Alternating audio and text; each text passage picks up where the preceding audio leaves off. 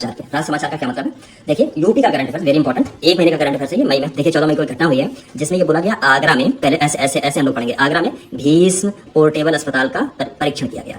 अब एक तो बात है पोर्टेबल अस्पताल की। पोर्टेबल अस्पताल का मतलब है कि जिसको एक जगह से दूसरी जगह ले जाया जा सके। ठीक, भीष्म क्या मतलब है? तो भीष्म का मतलब है भारत हेल्थ इनिशिएटिव फॉर सहयोग एंड हिता मैत्री। ये एक पहल है, प्रोजेक्ट भीष्म। ये एक पहल है जिसके अनुसार एक अस्पताल का निर्माण किया गया है, उसका परीक्षण होना है। परीक्षण कहाँ हुआ है? तो आगरा में हुआ। किसने किया है? तो इंडियन एयरफोर्स ने किया है। इतनी बातें ही इसमें इंपॉर्टेंट है। भीष्म का ये है full form, Bhishma Bharat health initiative for सहयोग हिता एंड मैत्री, राइट, नामक व्यापक पहल का ये हिस्सा है। ठीक, भीष्म, राइट। बस इसमें ज्यादा और कुछ भी नहीं है। इससे ज्यादा इतनी चीजें ये आपके ज्ञानवर्धन में सहायक हैं, लेकिन आपके एग्जाम के पॉइंट ऑफ व्यू से बिल्कुल भी इंपॉर्टेंट नहीं है कि वो 200 बेड के लिए है, उससे क्या लाभ होने वाले हैं। ठीक है, इसको हम लोग ऐसे ही पढ़ेंगे। ठीक, चलो दूसरे नंबर पे आते हैं। यूपी का पहला इको फ्रेंडली एरोमा क्लस्टर। अगर ये मैं नहीं पढ़ाता हूँ या फिर आप नहीं पढ़ते हैं, इसको आप मैं 1000% गारंटी दे रहा हूँ, अगर आप इसको अटेंड करेंगे बिना पढ़े, आप इसका आंसर कन्नौज लगा के आएंगे, राइट। लेकिन इसका आंसर बिल्कुल भी कन्नौज नहीं है। इसका आंसर क्या है? तो आंसर लिखा हुआ ये है, यूपी का पहला इको फ्रेंडली एरोमा क्लस्टर। ये कहाँ स्थापित किया जा रहा है? तो याद रखना, ये बाराबंकी है। बाराबंकी लखनऊ से सटा हुआ बाराबंकी, बंगा बाराबंकी के भगौली गांव में। ठीक, उत्तर प्रदेश का पहला।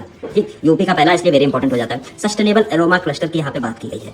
सस्टेनेबल एरोमा क्लस्टर, इसमें खेती किसकी की जाएगी? तो इसमें पुदीने की खेती की जाएगी। सस्टेनेबिलिटी की जहाँ पे बात है गई, यानी सतत विकास की जहाँ पे बात हो गई है, उसका अर्थ ये है कि कार्बन उत्सर्जन कम करने का प्रयास किया जाएगा। और इसको स्थापित कौन कर रहा है? तो CSIR के अंडर CIMAP है, ये इसको स्थापित कर रही है। CSIR के अंडर, CSIR क्या है आपको पता है? Council of scientific and industrial research. ठीक, CSIR की स्थापना कब हुई थी? 1942 के अंदर हुई थी। और आपको पता है, जैसे आप पढ़ते रहते हैं CDRI, centre drug research institute, या फिर आप नेरी पढ़ते हैं, तो ये दोनों संस्थान CSIR के अंदर में ही काम करते हैं। यानी देश के अंदर जो साइंटिफिक रिसर्च होती है और डेवलपमेंट होती है, वो CSIR के अंदर ही होती है। ठीक है, इतनी चीजें आप याद रखेंगे।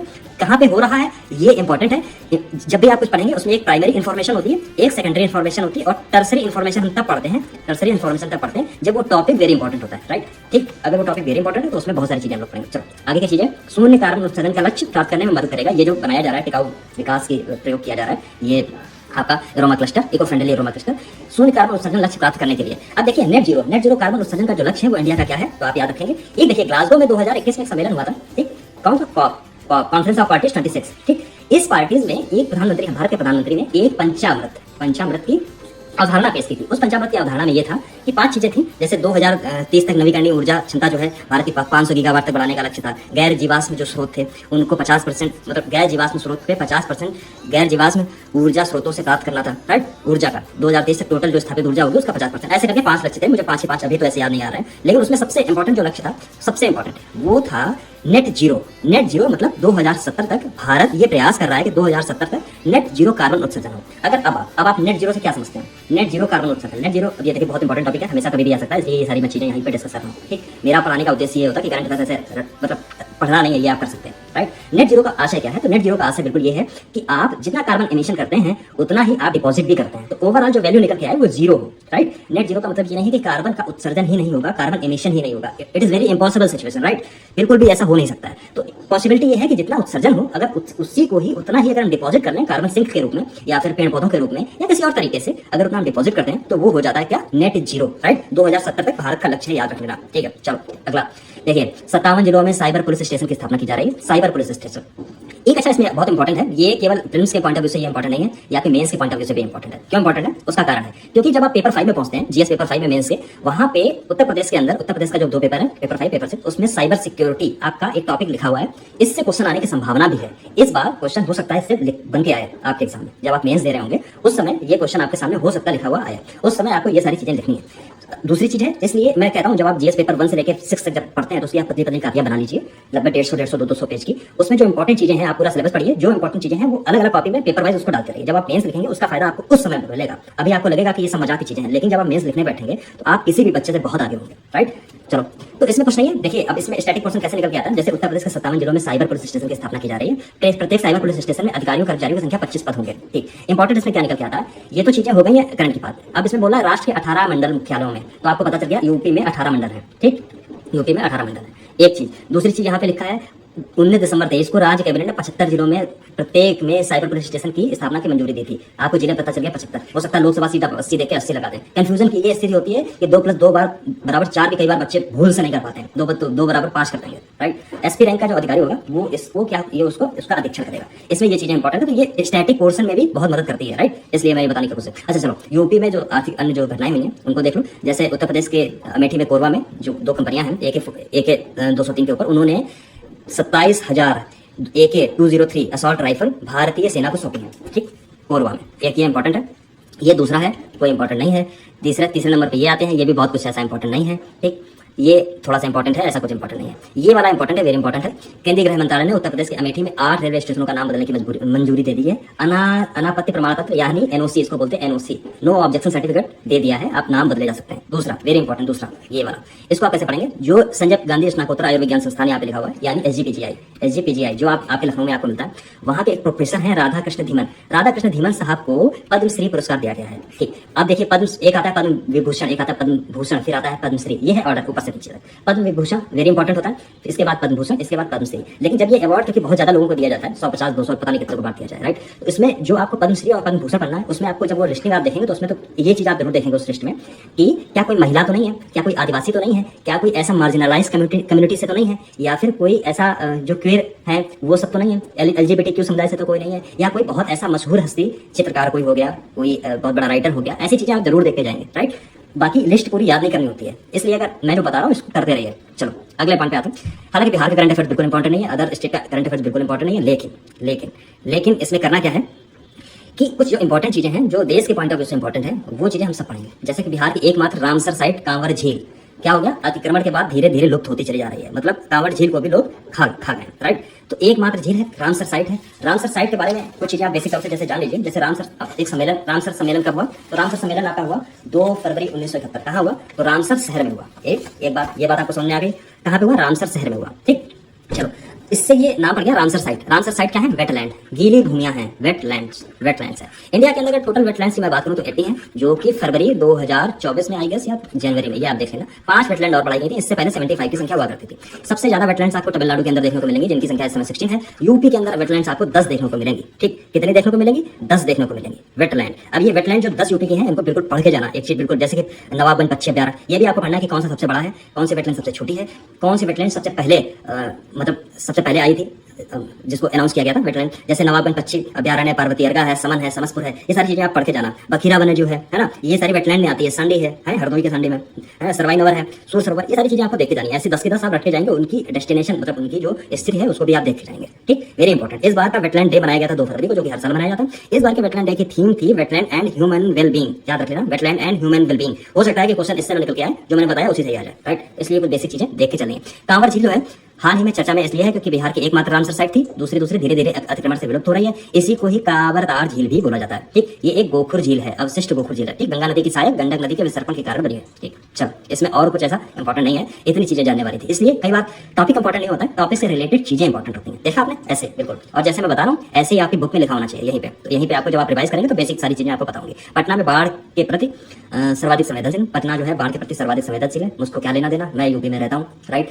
बिहार के पूर्व मुख्यमंत्री का निधन हो गया, दुखद घटना है। बिहार के पूर्व मुख्यमंत्री सुशील कुमार मोदी का 72 वर्ष की आयु में कैंसर से पीड़ित थे वो, और उनका दिल्ली में निधन हो गया, ठीक। 2 बार वो उप मुख्यमंत्री रहे, 5 से लेकर 13 तक और 17 से लेकर 20 तक। इसके बाद वो फाइनेंस मिनिस्टर भी इसके साथ साथ रहे। फिर जीएसटी की कुछ बातें हैं कि जीएसटी कार्यान्वयन के लिए राज्य के वित्त मंत्रियों के अधिकार, वो सब बातें हैं, इनको बहुत जरूरत नहीं है। हाँ, वित्त मंत्री का जैसे यहाँ पे लिखा हुआ है, उप मुख्यमंत्री का पद कोई संवैधानिक पद नहीं होता, ये बात बिल्कुल सही है। दूसरी बात है, वो प्रधानमंत्री का भी पद कोई संवैधानिक पद नहीं होता है, वो एक पार्टी के अंदर राजनीतिक व्यवस्था है, बिल्कुल सही बात है। कोई फायदा नहीं है उससे, राइट, उप मुख्यमंत्री बनने से। केवल होता क्या, आपको अलग अलग दलों को मैनेज करना पड़ता है। इसलिए बिहार में बहुत सारी चीजें हैं, ये सारी चीजें हैं, इनको अगर बिहार से हैं तो ठीक से पढ़ें, अदरवाइज कोई बहुत इंपॉर्टेंट चीज ऐसी नहीं है जिसको आप पढ़ना ही पढ़ना है, ठीक। हाँ, ये वाला इंपॉर्टेंट पॉइंट है, इसको आप थोड़ा सा पढ़ लेना बस, और कुछ नहीं है। चलो, अन्य राज्यों से करंट अफेयर्स है। जैसे एमपी से कुछ बात करेंगे। एमपी में क्या है, राज्य जैव विविधता अधिनियम लागू करने हेतु समिति गठित करने का आदेश दिया है। किसने आदेश दिया है? तो माननीय उच्च न्यायालय एमपी, राइट, हाईकोर्ट एमपी ने जैव विविधता अधिनियम 2002, इसी से तुम्हारा एक जीएस का पॉइंट, यानी जीके बोलो, जीएस बोलो, आप एनवायरमेंट बोलो, थोड़ी सी आपको ये चीजें भी बोल्ड करके लिखनी होती हैं, आपको पता चल जाती है। बहुत सारी चीजें यहीं से कवर हो जाएंगी। 6 महीने का जब 8 महीने का करंट अफेयर्स पढ़ेंगे, हजारों आपकी चीजें यहीं से तैयार हो जाती है, राइट। ये लागू करने के लिए समिति गठित करने का आदेश दे दिया है। बाकी इसमें बहुत कोई कठिन चीज नहीं है। धार जिले में बाओबाब पौधे की अवैध कटाई हो रही थी, ठीक, ये सारी चीजें हैं, इसको बहुत पढ़ना नहीं है। मैं एक बात, क्योंकि आपसे यूपी से रिलेटेड है नहीं, ऐसी कोई चीज़ है नहीं जिसका नेशनली इम्पैक्ट पड़ता हो, राइट, बहुत बड़ी बात हो, ऐसी कोई चीज़ है। जैसे भोपाल में पहला सिटी म्यूजियम खोला गया है, ये बिल्कुल भी इंपॉर्टेंट बात नहीं है। भोपाल में खोला जाए, मद्रास में खोला जाए, भोपाल में पहला सिटी म्यूजियम है, ना कि उत्तर प्रदेश का पहला सिटी म्यूजियम या फिर मध्य प्रदेश का पहला सिटी म्यूजियम या फिर भारत का पहला सिटी म्यूजियम। याद रखना, भोपाल का है। भोपाल में क्या हो रहा है, बहुत चीज़ें जानने की आवश्यकता नहीं है, जब तक कि उसका इम्पैक्ट डायरेक्टली हमारे समाज के ऊपर सीधे ना पड़े, ठीक। लेकिन इसमें अगर इंपॉर्टेंट नहीं है, फिर भी हम इससे कुछ चीज़ें निकालेंगे। क्या निकालेंगे? सिटी म्यूजियम जो बनाया जा रहा है भोपाल में, पहले सिटी म्यूजियम है, उसमें देखिए, इधर जब आप आएंगे तो आपको ये पता चलेगा, यहाँ पे जैसे लिखा है, जनजाति समूहों की जीवन शैली समझने देखने के लिए संग्रहालय में प्रदेश की 7 प्रमुख जनजातियां। अब ये जनजातियों के जो नाम हैं, इन नाम को ध्यान से देखिए, यही नाम कई बार आपसे पूछ लेते हैं, जैसे है गोंड, भील, बैगा, कोरकू, भारिया, सहरिया और कोल। 7 घर मौजूद होंगे, ये 7 जनजातियां हैं, इनको ध्यान से देखो, यही जनजातियां हो सकता है आपसे पेपर में कभी पूछी जाए,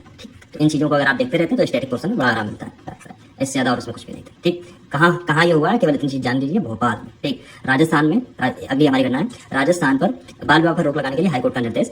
देखिए, बाल विवाह राजस्थान में बहुत आम प्रचलन में है। इससे पहले देश में एकमात्र राज्य ऐसा है जहाँ पे सर्वाधिक बाल विवाह होते हैं, और एक अलग अलग त्योहारों पे होते हैं। जैसे यहाँ पे एक अक्षय तृतीया का त्योहार जब आता है तो बहुत सारे बाल विवाह होते हैं। बाल विवाह से आशय क्या है कि अगर मेल की आयु 21 वर्ष से कम है और फीमेल की आयु अगर 18 वर्ष से कम है तो उसको बाल विवाह की श्रेणी में गिना जाता है। इस बार हाईकोर्ट का दिशा निर्देश क्या है, इसको जरा आप ध्यान से देखेंगे तो हाईकोर्ट ने एक PIL दाखिल हुई थी सुशीला गोथला की, यहाँ पे देखिए नाम लिखा हो, जयपुर की निवासी सुशीला गोथला, उनकी एक PIL थी। उस PIL के अंदर, जो आर्टिकल 226 के अंदर, एक PIL के अंदर एक निर्देश दिया हाईकोर्ट ने कि अगर बाल विवाह होता है किसी पंचायत में तो उस पंचायत का प्रधान और उसके सदस्य जो हैं वो उनके ऊपर उनकी जिम्मेदारी होगी, राइट। अब आपको जब आर्टिकल 226 मिला है, आपको पता है कि आर्टिकल 226 से हाईकोर्ट रिट जारी कर सकता है, और ये रिट जो जारी होती है वो 2 आधार पर जारी हो सकती है, या फिर आपका फंडामेंटल राइट यानी मूल अधिकार का हनन हुआ हो, या फिर किसी अन्य कानून का भी हनन हुआ हो। जबकि आर्टिकल 32 के अंदर जब आप जाते हैं तो वहां पे लिखा हुआ है सुप्रीम कोर्ट केवल फंडामेंटल राइट यानी मूल अधिकार के हनन के लिए क्या कर सकता है, रिट जारी कर सकता है। कौन सी रिट? तो वही 5 प्रकार के रिट जारी कर सकता है, राइट। तो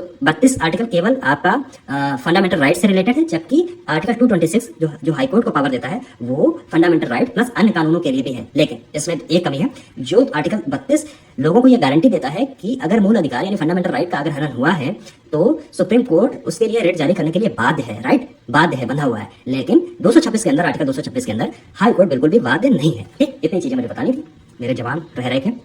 हाँ, चलो, ये सारी चीजें हैं। जैसे यहाँ पे लिखा है राजस्थान पंचायती राज अधिनियम, ये पढ़ने की आवश्यकता नहीं है, ठीक, देख लेना एक बार, पढ़ने की आवश्यकता नहीं है। लेकिन आपको पता होना चाहिए यूपी पंचायती राज अधिनियम कब आया था, क्या 1957 में आया था क्या? देख लीजिए जाके एक बार, गूगल कर लेंगे, यहीं पे पॉज करके पता चल जाएगा आपको, ठीक। फिर है बाल विवाह प्रतिशत अधिनियम 2006, ये भारत सरकार का एक अधिनियम है बाल विवाह को रोकने के लिए, जिसमें यही सारी बातें हैं कि 21 वर्ष से कम आयु का पुरुष नहीं होना चाहिए, 18 वर्ष से कम आयु की महिला नहीं होनी चाहिए। बाल विवाह एक दंडनीय अपराध है, राइट, इसमें दंडनीय है, राइट, याद रखना। इस अधिनियम की धारा 11 कहती है इसको बढ़ावा देने के लिए अनुमति देना सजा का पात्र होगा, राइट। एक चीज आप अगर और बताइए, अगर मेल की आयु 21 साल से कम है और फीमेल की आयु 18 साल से कम है, दोनों का अगर विवाह होता है तो सजा किसको मिलेगी? महिला को मिलेगी क्या? क्योंकि वो तो नाबालिग है तो जाहिर सी बात है उसके पेरेंट पकड़े जाएंगे। लेकिन बच्चा तो बालिग है, बालिग शादी करने के लिए नहीं है, बालिग 18 साल से ऊपर है। इस केस में जो 18 साल से ऊपर है उनको बालिग के तरीके से ट्रीट किया जाता है, ठीक। इस पर जरा विचार करें, सोचें क्या है। श्री गंगानगर जिले में डिजिटल जल वितरण प्रणाली, कोई वेरी इंपॉर्टेंट नहीं है, आपका मन हो देख लेना सेखी मारने के लिए, अदरवाइज वेरी इंपॉर्टेंट नहीं है, ठीक। अगला उत्तराखंड की बात है। भारत का पहला खगोल पर्यटन अभियान नक्षत्रशाला, भारत का पहला है, वेरी इंपॉर्टेंट, इसलिए इंपॉर्टेंट हो जाता है, not very important but important हो जाता है। खगोल पर्यटन अभियान है नक्षत्रशाला। अब आपसे आ सकता है कि नक्षत्रशाला कैसे रिलेटेड है, तो आपसे अलग अलग ऑप्शन आपके पास दिए होंगे।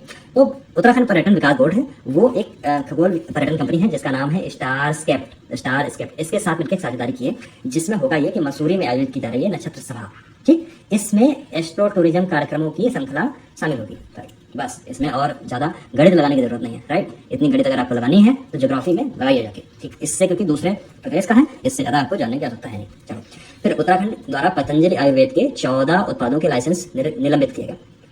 और उत्तराखंड देखिए गवर्नमेंट ने माफी भी मांगी है सुप्रीम कोर्ट के अंदर कि वो इरादतन या जानबूझ के ऐसा कोई काम नहीं करेगी जो सुप्रीम कोर्ट के आदेश की अवज्ञा या अवहेलना करता हो। याद रखना, ये लाइसेंस देती है राज्य लाइसेंसिंग प्राधिकरण, बस, इससे ज्यादा कुछ भी नहीं है। अगर और समझना है इसमें तो केवल ये चीज और समझ लीजिए। औषधि एवं प्रसाधन सामग्री नियम 1945, इसके उल्लंघन के लिए ये बार ये सब चीजें की गई। औषधि एवं प्रसाधन सामग्री नियम जो है 1945, और एक और है 1940 के नियमों के अंतर्गत समूह दिया गया। ये सब ऐसी बातें फालतू की। अगली इंपॉर्टेंट है, ये वाली थोड़ी सी इंपॉर्टेंट है, देख लेना। इसमें लिखा है पेरुल लाओ पैसे पाओ। पेरुल लाओ पैसे पाओ, पैसे मिलेंगे लेकिन पेरुल जलाना पड़ेगा। अब ये पेरुल क्या है? तो पेरुल देखिए चीड़ के पत्ते होते हैं सूखे, जो जंगलों में पड़े रहते हैं। होता क्या है कि गर्मियों के मौसम में ये जब पत्तियां मौसम बहुत गर्म हो जाता है, पत्तियों में फ्रिक्शन होता है, फ्रिक्शन से कई बार आग लग जाती है और वो आग वनाग्नि के रूप में बहुत ज़्यादा एरिया कवर कर लेती है, बहुत ज़्यादा इकोसिस्टम खराब होता है, बहुत ज़्यादा पौधे वनस्पति खराब होती है। इसलिए इसको बचाने का प्रयास किया जा रहा है उत्तराखंड सरकार द्वारा, जिसमें ये सीन है कि आप पेरुल यानी चीड़ के पत्तों की सूखी पत्तियां आपको लानी है जंगल से और उसको 50 रुपये पर किलो के हिसाब से खरीदेगी उत्तराखंड सरकार, राइट। इसमें से ज़्यादा और कुछ भी नहीं है, ठीक। फिर भारत सबसे लास्ट वाले अगर पॉइंट में अगर आप देखेंगे यहाँ पे तो लिखा है भारत वन स्थिति रिपोर्ट 2021 के अनुसार उत्तराखंड की बात की गई है। अब इस रिपोर्ट का मैंने एक अलग से वीडियो प्रॉपर बना रखा है, बहुत शानदार वीडियो है, उसको जाके आप जरूर देखें, राइट। पूरा हर साल ये पूछी जाती है रिपोर्ट, हर साल इसमें मैंने यूपी कवर किया है और वेरी इंपॉर्टेंट जितनी भी इंपॉर्टेंट चीजें अलग से जो चैप्टर इस बार 2021 की रिपोर्ट में जो जारी किए गए थे उनको भी मैंने ऐड किया था। हर 2 साल में ये रिपोर्ट आती रहती है, राइट। 2 साल का असेसमेंट करती है, राइट। चलो, हरियाणा में है चक्रव्यूह द एस्केप रूम परियोजना। एस्केप रूम परियोजना किसके लिए है? तो नारकोटिक्स कंट्रोल ब्यूरो ने जारी की है, हरियाणा का राज्य नारकोटिक्स कंट्रोल ब्यूरो है, उसने जारी की। इस योजना का उद्देश्य यह है कि जो किशोर हैं उनको मादक पदार्थों जो उनकी लत हो गई है, यानी जो नशीले पदार्थ उनकी जो लत हो गई है उनसे दूर करना। इसमें अलग अलग कार्य किए जाएंगे, जैसे कि क्लासरूम पब्लिक स्कूल में इसे लॉन्च किया गया है, समझे। अलग अलग काम, मतलब इनको अलग अलग तरीके से समझाया जाएगा, बताया जाएगा। कार्य समूह के आधार से इनको ये बताने की कोशिश की जाएगी कि ये नशीली दवाइयां कैसे आपको छोड़नी है, राइट। केवल है इतनी आप याद रखें, हरियाणा का है द एस्केप रूम, याद रखें ना, नारकोटिक्स लॉन्च किया है, ठीक। चलो आगे आ जाओ। गुजरात, कच्छ अदरक को जीआई संकेतक। मैंने कम से कम 30 या 40 बार बताया होगा हर बार जब जीआई आता है। ये जीआई जारी कौन करता है, ठीक। जीआई, पेटेंट या कॉपीराइट, तीनों चीजें अलग कैसे होती हैं, ठीक। तीनों ही इंटेलेक्चुअल प्रॉपर्टी का हिस्सा है। ये मेंस में आपको ऐसे लिखना होता है, राइट। कुछ चीजें, इसलिए जीआई को केवल रखना नहीं होता, कुछ जीआई है क्या इसके बारे में समझ लेना। चलो, इसमें कच्छ अदरक की बात हो रही है। अदरक से आपको अदरक समझ में आएगा, लेकिन अदरक ये नहीं है, ये है एक कपड़ा है, कपड़ा शिल्प है जो गुजरात के सांस्कृतिक ताने बाने से संबंधित है, ठीक। कहाँ होता है? सिंध वाले कच्छ वाले जगह से, तो मोस्टली कच्छ में होता है, इसका कच्छ नाम पड़ गया। लगभग 400 सालों से ये सिस्टम ऐसा फैला हुआ है और ये जो पारंपरिक मुस्लिम थे, उन्होंने सिंध के मुसलमान थे, उनके द्वारा इसको पेश किया जाता है, ठीक। अलग अलग जनजातियां हैं जो इसकी लुंगी बनाएंगी, स्टॉल बनाएंगी, पगड़ी बनाएंगी, इसके रूप में ये पहनते रहते हैं, ठीक। इसको जीआई टैग मिला है बस। इसमें अदरक से उत्पन्न हुआ है। इसका जो नाम है अदरक, वो नाम है इंडिगो यानी नील से पारंपरिक रूप से इसमें 3 कलर शामिल होते थे। नीला जो आकाश को दिखाता, लाल भूमि और अग्नि को, और जो सफेद है वो सितारों को प्रदर्शित करता है। इतनी चीजें नहीं रखनी है, सब केवल समझने वाली बातें थी, आपको याद रह जाए केवल इसलिए थी। बाकी मोटी जो आपसे क्वेश्चन पूछा जाएगा अगर, तो केवल यहाँ से पूछा जाएगा कच्छ अदरक क्या है। 2 अगर स्टेटमेंट में आएगा तो ये पूछेगा क्या है, एक स्टेटमेंट हो सकता है उसमें गलत लिखा हो, दूसरा उससे संबंधित राज्य लिखा होगा, बस। दुनिया के इसमें गणित नहीं होती है, इसीलिए इस गणित से बताने की मैं प्रयास कर रहा हूँ। अगला हमारा टॉपिक है गुजरात स्थापना दिवस 2024। जब गुजरात स्थापना दिवस की बात होगी, देखिए उसी समय पे आपको बात होगी महाराष्ट्र के स्थापना दिवस की, क्योंकि सबसे पहले बॉम्बे राज्य हुआ करता था, ठीक। कौन सा राज्य हुआ करता था? बॉम्बे राज्य हुआ करता था। उसको बांटा गया 1 मई, यहाँ पे देखिए लिखा 1 मई 1960। इस तारीख को ये दोनों राज्य ये बॉम्बे राज्य भाषाई आधार पे विभाजन हो गया और राज्यों का पुनर्गठन अधिनियम 1960 के अंदर 2 राज्य बने। एक रास्ता उसमें बंबई, एक रास्ता आपका गुजरात। अब गुजरात था वो गुजराती भाषा के लिए है और महाराष्ट्र क्या है वो आपको किस भाषा के लिए है, वो तो आतंक ढाए रहते हैं, तो आपको पता होगा, ठीक। उसको बताने की आवश्यकता है नहीं, ठीक। अब बात ये है, जब ये देखिए पॉलिटी वाले सेक्शन में जब आप जाएंगे तो आपसे इससे बहुत सारे क्वेश्चन आपको देखने को मिलेंगे। जैसे राज्यों के ऊपर अलग अलग कमेटी बनी थी, आपको याद होगा, जैसे धर कमीशन एक बनाया गया था 1942 के अंदर, जिसको हेड करते थे SK धर साहब, ठीक। जिन्होंने ये बता दिया कि भाषाई आधार पे राज्यों का पुनर्गठन किया ही नहीं जा सकता है, ठीक।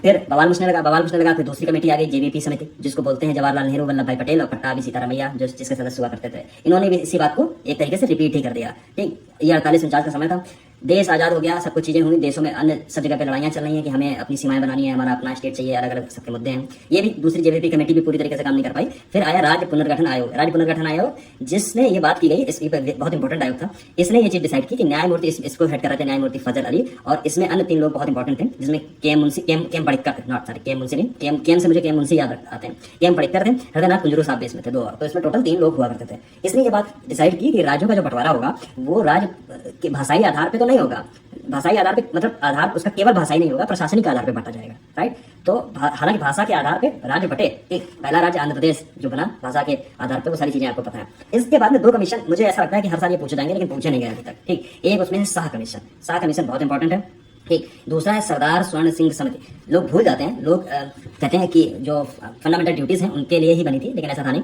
जो सरदार स्वर्ण सिंह समिति थी वो आपकी बनी थी 1986 के अंदर, क्योंकि आपको 86 के अंदर आपको पता है कि 84 में इंदिरा गांधी की हत्या हुई। बहुत अशांति वाला एरिया है पंजाब, उस समय देश में दंगे चल रहे हैं, राइट। उस समय चुनाव हुआ है, चुनाव में कांग्रेस एक बार सबसे भयंकर सीटें जीत के आई है, 400 से ज्यादा। जो इस बार 400 पार का नारा सफल नहीं हो पाया, उस साल 400 पार का नारा सफल हुआ था। उस समय एक कमेटी बनाई है सरदार स्वर्ण सिंह की के ऊपर, जिनको ये निर्धारित करना था कि पंजाब में शांति स्थापित करने के लिए उनके पुनर्गठन अगर किया जाए, क्या इसके सुझाव उसको देना था। इस पे इसने सिफारिशें अपनी अलग अलग पंजाब, हरियाणा और चंडीगढ़ के मुद्दे पे दी। ठीक, 1966 में एक सहा आयोग भी बना था, उसको जाके पढ़ लेना जाके। मुझे ऐसा लगता है कि इस बार ये क्वेश्चन आने की संभावना बनी रहेगी। ठीक है, याद रखना। फिर है महाराष्ट्र, पुणे में संविधान पार्क का उद्घाटन। देखिए संविधान पार्क लिखा है, इसलिए वेरी इंपॉर्टेंट है। जहाँ पे कॉन्स्टिट्यूशन पार्क आ गया, कॉन्स्टिट्यूशन पार्क आ गया, इंपॉर्टेंट हो गया। इसका उद्घाटन किसने किया? तो भारतीय सेना ने, फिर पुनीत बालन ग्रुप ने संयुक्त रूप से इसको विकसित किया है। ठीक, उद्घाटन यहाँ पे लिखा हुआ है, उद्घाटन किया। ये किसको है? संविधान के संस्थापक नेताओं के लिए एक श्रद्धांजलि है ये बात। ठीक, चलो। हाँ, भारत के संविधान को 26 नवंबर 1949 को अपनाया गया, 26 जनवरी 1950 को लागू किया गया। इन डेटों में 50,000 बच्चे पढ़ते हैं लेकिन कंफ्यूज हो जाते हैं, समझे। जब एग्जाम का पेपर आता है तो स्ट्रेस में गलत ऊपर का नीचे चले जाते हैं। इसको ठीक से याद रखो, 26 नवंबर है, 26 जनवरी है, 1 49 है, 1 50 है, लगभग 3 महीने का गैप है, समझ रहे? 3 महीने का गैप है, दिसंबर जनवरी, सॉरी 2 महीने का गैप आपको देखने को मिलेगा, राइट। इसलिए बहुत कंफ्यूज नहीं हो रहा। ये प्रीएम्बल में ये डेट लिखी हुई है जहाँ पे लिखा है, हम भारत के लोग भारत को एक संपूर्ण प्रभुत्व संपन्न समाजवादी पंथ निरपेक्ष लोकतांत्रिक गणराज्य बनाने के लिए तथा इसके समस्त नागरिकों को सामाजिक आर्थिक राजनीतिक न्याय, ऐसे करके आपको पूरी रट के जानी है। ठीक, इंटरव्यू में ये आपसे पूछी जाती है, इसलिए मैं बता रहा हूँ, रट के जाना है, केवल पढ़ के नहीं जाना है, रट के जाना है। ठीक, बहुत टाइम से ऐसा हुआ है कि इंटरव्यू में ये आपसे पूछ दी गई है। चलो आगे आता हूँ। महाराष्ट्र दिवस, जो बात की थी मैंने गुजरात के टाइम पे, वही बात मैंने महाराष्ट्र के टाइम पे की है। आगे क्या है? राज्य समाचार। पेंच टाइगर रिजर्व में पहली बार तेंदुआ बिल्ली देखी गई। पेंच टाइगर रिजर्व जो है उसकी लोकेशन इंपॉर्टेंट है, क्योंकि ये महाराष्ट्र में भी है, ये एमपी में भी है। एमपी का जो सदर्न पार्ट है, दक्षिणी पार्ट है, वहां से, और जो महाराष्ट्र का ऊपर वाला हिस्सा है वहाँ ये पाया जाता है। दूसरी चीज है, यहाँ पे तेंदुआ बिल्ली देखने को मिली है। बिल्ली, चीता, हाथी कुछ भी देखने को मिला, हमसे क्या मतलब? ठीक है, जो दिखता है वो दिखता रहेगा। छत्तीसगढ़ में पहली फ्लोटिंग सोलर परियोजना। ठीक है, इसको पढ़ना चाहिए, आप पढ़ लीजिए, not very important, but Chhattisgarh की है तो एक बार देख लीजिए। ठीक, 15 मेगावाट की है, कोई बहुत शानदार, इतनी भी बड़ी नहीं है। ठीक, कौन इसको चला रहा है? साय कंपनी। कौन है इसकी? तो सेल है, steel authority of India limited, Chhattisgarh Bhilai steel plant, सरकारी स्वामित्व वाली steel authority of India limited की सहायक कंपनी है। ठीक, बाकी ये सारी चीजें पढ़ने की आवश्यकता है नहीं, मैं बता रहा हूँ। कार्बन उत्सर्जन जो पढ़ना था वो मैंने आपको बता दिया। स्कूल ऑन व्हील्स पहल वेरी इंपॉर्टेंट क्यों है? क्योंकि ये घटना है मणिपुर की, और मणिपुर में पिछले इंसर्जेंसी जो है, ये समझता है इंसर्जेंसी में कह रहा हूँ, ये जो समस्याएं बहुत सालों से जो बनी हुई है, उन समस्याओं में जब आप देखेंगे तो आपको पता चलेगा कि इतने कैंप लगे हुए हैं स्कूलों में। कैंप के बाद में हो क्या रहा है कि बच्चे स्कूल जा नहीं पा रहे, इसलिए वहाँ की जो राज्यपाल हैं अनुसुईया उइके, उन्होंने स्कूल ऑन व्हील्स एक पहल शुरू की है। इस पहल में होता क्या है कि एक बस के अंदर, जिसमें लाइब्रेरी होगी, खेल का सामान होगा, बुक्स होंगी, किताबें होंगी, टीचर्स आके बैठे होंगे, और वो जगह जगह कैंप में जाएंगे, जगह जगह शिक्षक वहाँ पे पहुंचेंगे और बच्चों को वहीं पढ़ाएंगे, वहीं खिलाएंगे, फिर वो बस वापस चली जाएगी। इसको नाम दिया गया स्कूल ऑन व्हील्स। कहाँ से रिलेटेड है? कहाँ पे है? मणिपुर की हालत बहुत गंभीर है, और मणिपुर का दुर्भाग्य ये है कि उस पर कोई ठीक और ठोस कदम नहीं उठाए जा रहे हैं। बहुत बड़ा दुर्भाग्य है। लाखों लोग जहाँ ऐसे डर में रह रहे हों, कुछ एक चीज़ें हैं, हो सकता है एग्जाम में आपसे ये पूछी जाए। राज्य की आधिकारिक भाषाएं हैं मैतेई और अंग्रेजी। ठीक, राजधानी आपको पता होगी। मणिपुर की जो टोटल इस समय 2011 की जनगणना के अनुसार जो टोटल आबादी है वो लगभग 28 लाख के आसपास है, 28,55,000। 3 जातीय समूह हैं प्रमुख, मैतेई, नागा, कुकीचेन। ठीक, याद रख लेना, यहाँ से क्वेश्चन इंपॉर्टेंट, वेरी इंपॉर्टेंट मैं लिख देता हूँ, हो सकता है आपके सामने देखने को आपको मिले। ठीक है, असम द्वारा ड्रिम्स का अनावरण। कुछ नहीं है, आपदा प्रबंधन के लिए ऐसा काम किया गया है। ठीक है, आपदा रिपोर्टिंग के लिए सुरक्षा प्रणाली है ड्रिम्स। कहाँ है उद्घाटन हुआ? तो कहाँ हुआ? असम में। बस, इससे ज़्यादा आपको कोई जानना की जरूरत नहीं है। बस, सिक्के में आर्टिफिशियल इंटेलिजेंस आधारित यातायात प्रबंधन। डजंट मैटर, मतलब इसका मतलब ये नहीं है कि यातायात प्रबंधन है ये, इसका मतलब ये नहीं है कि वहाँ से जो कार होंगी, जो बाइक होंगी, वो सारी एआई से चलेंगी, आर्टिफिशियल इंटेलिजेंस से चलेंगी, ऐसा बिल्कुल नहीं है। कहने का आशय इसमें बस इतना सा है कि जो आप लोग आवेदन करते हैं आपका ड्राइविंग लाइसेंस बनने के लिए या बहुत सारे कागज बनवाने के लिए, अब उसमें फ़ायदा ये होगा कि एआई बेस्ड उनका असेसमेंट हो जाएगा, पता चल जाएगा कि वो कागज सही हैं गलत हैं। इसलिए उसको AI based system, management system वहाँ पे बनाया गया है। कहाँ पे? सिक्किम में। सिक्किम के लोकेशन इंपॉर्टेंट है। कौन कौन से सिक्किम किससे किससे टच करता है? भूटान से, नेपाल से, या चाइना से, तिब्बत से, आप देख लीजिए किससे किससे टच करता है, वेरी इंपॉर्टेंट है, जाकर एक बार लोकेशन जरूर देख लेना। ठीक है, दक्षिण भारत के राज्य में बेंगलुरु की बात है, जहाँ पानी का इस समय भयंकर अकाल पड़ा हुआ है। बहुत गंदी न्यूज़ आ रही है कि लोग टैंकर से पानी चोरी कर रहे हैं, रोड पे खड़ा है टैंकर, जा रहा है, ट्रैफिक में खड़ा है, उससे लोग चोरी कर रहे हैं, इतनी गंदी न्यूज़ आ रही है। तो है यहाँ पे यूनाइटेड वे ऑफ बेंगलुरु, वहाँ बेंगलुरु में इस समय अंतःश्रवण कुएं, समझे, जिसको बोलते हैं परकोलेशन है, क्या है, पढ़ लो इसको यार। परकुलेशन वेल्स का निर्माण करने की बात है, जो 10,000 अंतःश्रवण कुएं हैं, मतलब यहाँ पे एक कुआं खोदा जाएगा ऐसे, और उसको बजरी बालू से सब भर दिया जाएगा। जब बरसात होगी तो उसी में सारा पानी आके गिरेगा और पानी का जल स्तर इससे ऊपर बढ़ता रहेगा। ठीक है, राइट, बस इतना और कुछ नहीं है।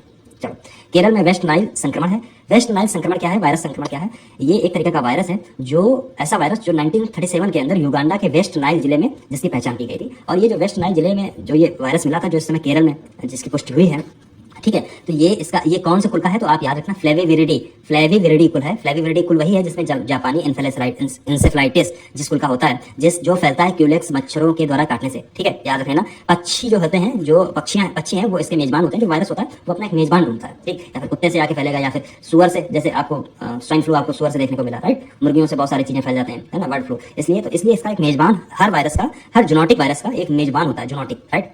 सही तरह आ गया मेरे दिमाग में। चलो, इसमें मृत्यु तक हो सकती है, अलग अलग चीजें। सुपारी की तीर्थहल्ली किस्म, एक है सुपारी की तीर्थहल्ली किस्म, चर्चा में इसलिए है क्योंकि इसको शायद जीआई टैग भी दिया गया था। इंपॉर्टेंट बात इसमें है कि तीर्थहल्ली किस्म बहुत शानदार किस्म है। कहाँ उगाई जाती है, तो कर्नाटक याद रखना, कर्नाटक का शिमोगा जिले में, ठीक। किसने क्या क्या किया है, कौन कौन सा था, ये सब याद नहीं रखना। तीर्थहल्ली किस्म किससे रिलेटेड है, सुपारी से रिलेटेड है, सबसे अच्छी किस्म है। इंडिया जो है इस समय टॉप प्रोड्यूसर भी है और टॉप कंज्यूमर भी है। किस चीज का, तो सुपारी का, ठीक। तीर्थहल्ली सबसे टॉप किस्म की सुपारी है। लेटराइट मिट्टी में सुपारी पैदा की जाती है, बस। ये जरा एक बार देख लो, कितने डिग्री सेंटीग्रेड से इतने डिग्री सेंटीग्रेड तक वर्षा होती है, बस। और इसमें कोई खासियत नहीं है, ठीक। सुपारी में सबसे ज्यादा कर्नाटक पैदा करता है, फिर केरल, फिर असम, ठीक। कुछ एक इंपॉर्टेंट घटना करना है यहाँ पे, वेरी इंपॉर्टेंट घटनाक्रम। इसमें कुछ चीजें आपको देखनी है, कुछ चीजें आपको बिल्कुल भी नहीं देखनी है। जैसे कि इसमें कुछ चीजें, देखिए रायता बहुत फैला होता है, आपको इसमें यही ढूंढना होता है कि क्या चीज आपको पढ़नी है, क्या चीज नहीं पढ़नी है। तो नंबर 1 पे जब आप चले आएंगे, यहाँ पे लिखा है 22वें राज्य के रूप में सिक्किम जो बना था आपका, उसका 49वां राज्य दिवस मनाया गया, ठीक। कोई बहुत बड़ी बात नहीं है, आप देख लीजिए कब बना था, बस डेट याद कर लेना उसको, क्योंकि डेट का ऑर्डर आपको पॉलिटी वाले सेक्शन में स्टेट का लगाने को आता है, राइट, याद कर लेना। फिर है सरिस्का क्रिटिकल टाइगर हैबिटेट के 1 किलोमीटर के अंदर 68 खदानों को बंद किया गया। सरिस्का कहाँ है ये आपको पता है, सुप्रीम कोर्ट का ये आदेश था। इंपॉर्टेंट इसलिए ये इसलिए ऐसे में लिखता है, इसलिए थोड़ा सा इंपॉर्टेंट हो जाता है। फिर आप इधर चले आएंगे, इधर चले आएंगे, हाँ ये वाला थोड़ा सा इंपॉर्टेंट। केदारनाथ की यात्रा के दौरान मर्यादा सुनिश्चित करने के लिए नशीली दवाओं के उपयोग, उपद्रवी व्यवहार को लक्षित करने के लिए उत्तराखंड पुलिस ने रुद्रप्रयाग में एक ऑपरेशन चलाया, ऑपरेशन मर्यादा के अंदर रहिए, रोड पे खड़े होकर दारू मत पीजिए, रोड के किनारे खड़े होकर गांजा मत फूकिए, राइट। ऐसी सारी चीजें अवैध हैं, रोकी जानी चाहिए, ठीक है। इसलिए इसको ध्यान में रखना है, राइट। इसलिए ये कार्यक्रम चलाया गया, इंपॉर्टेंट है, हो सकता है मैचिंग में आपसे आ जाए, राइट।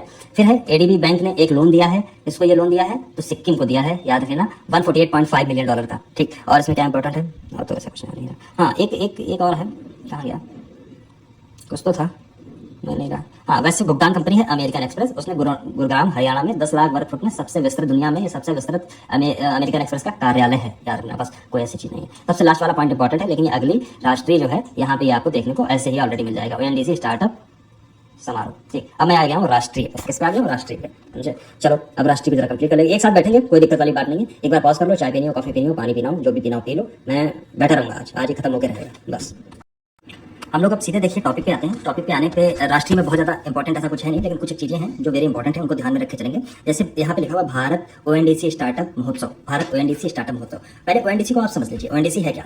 ONDC एक डिजिटल प्लेटफॉर्म है, गवर्नमेंट ऑफ इंडिया ने 2021 में जारी किया गया था, जिसमें आशय ये है कि जितने छोटे व्यापारी हैं, जितने कंज्यूमर हैं और जितने डिलीवरी पार्टनर्स हैं, वो एक जगह पे आ सकें और उनसे बहुत कम फीस ली जाए। होता क्या है, जैसे कि आप खाना मंगाते हैं जोमेटो या स्विगी से या अन्य किसी प्लेटफॉर्म से, या फिर आप कैब बुक करते हैं ओला या उबर से, ऐसी बहुत सारी चीज़ें हैं जिसमें आप पैसा देते हैं। इसमें जो भागीदार होते हैं, चाहे वो कैब वाला हो या फिर आप हो, आपसे बहुत ज़्यादा कमीशन लिया जाता है। तो गवर्नमेंट ऑफ इंडिया ने 2021 में एक ONDC नाम से एक अपनी कार्यक्रम एक चालू किया, जिसमें एक डिजिटल प्लेटफॉर्म दिया जाता है, जो छोटे व्यापारी हैं, मध्यम व्यापारी हैं, या फिर कंज्यूमर हैं या डिलीवरी पार्टनर्स हैं, उनको यहाँ से आप खाना मंगा सकते हैं, यहाँ से आप कैब बुक कर सकते हैं, यहाँ से आप बहुत सारे काम ऐसे कर सकते हैं ना। तो इसलिए ONDC है, ONDC का फुल फॉर्म है यहाँ पे open network for digital commerce, याद रखना, open network for digital commerce, ठीक है। यहाँ पे देखिए लिखा हुआ open network for digital commerce, ठीक। अब ONDC समझ में आ गया। दूसरी बात है, इसका पहला महोत्सव मनाया गया है। अब ये पहला महोत्सव कौन मना रहा है, तो DPIIT क्या है, तो ये लिखा देखिए यहाँ पे लिखा हुआ उद्योग संवर्धन और आंतरिक व्यापार विभाग है, यानी department for promotion of industry and internal trade, ठीक। DPIIT ये मना रहा है, कहाँ पे मनाएगा पहली बार, तो नई दिल्ली में वाणिज्य भवन में मनाया गया, ठीक है। बस इसमें इतनी चीज इंपॉर्टेंट है।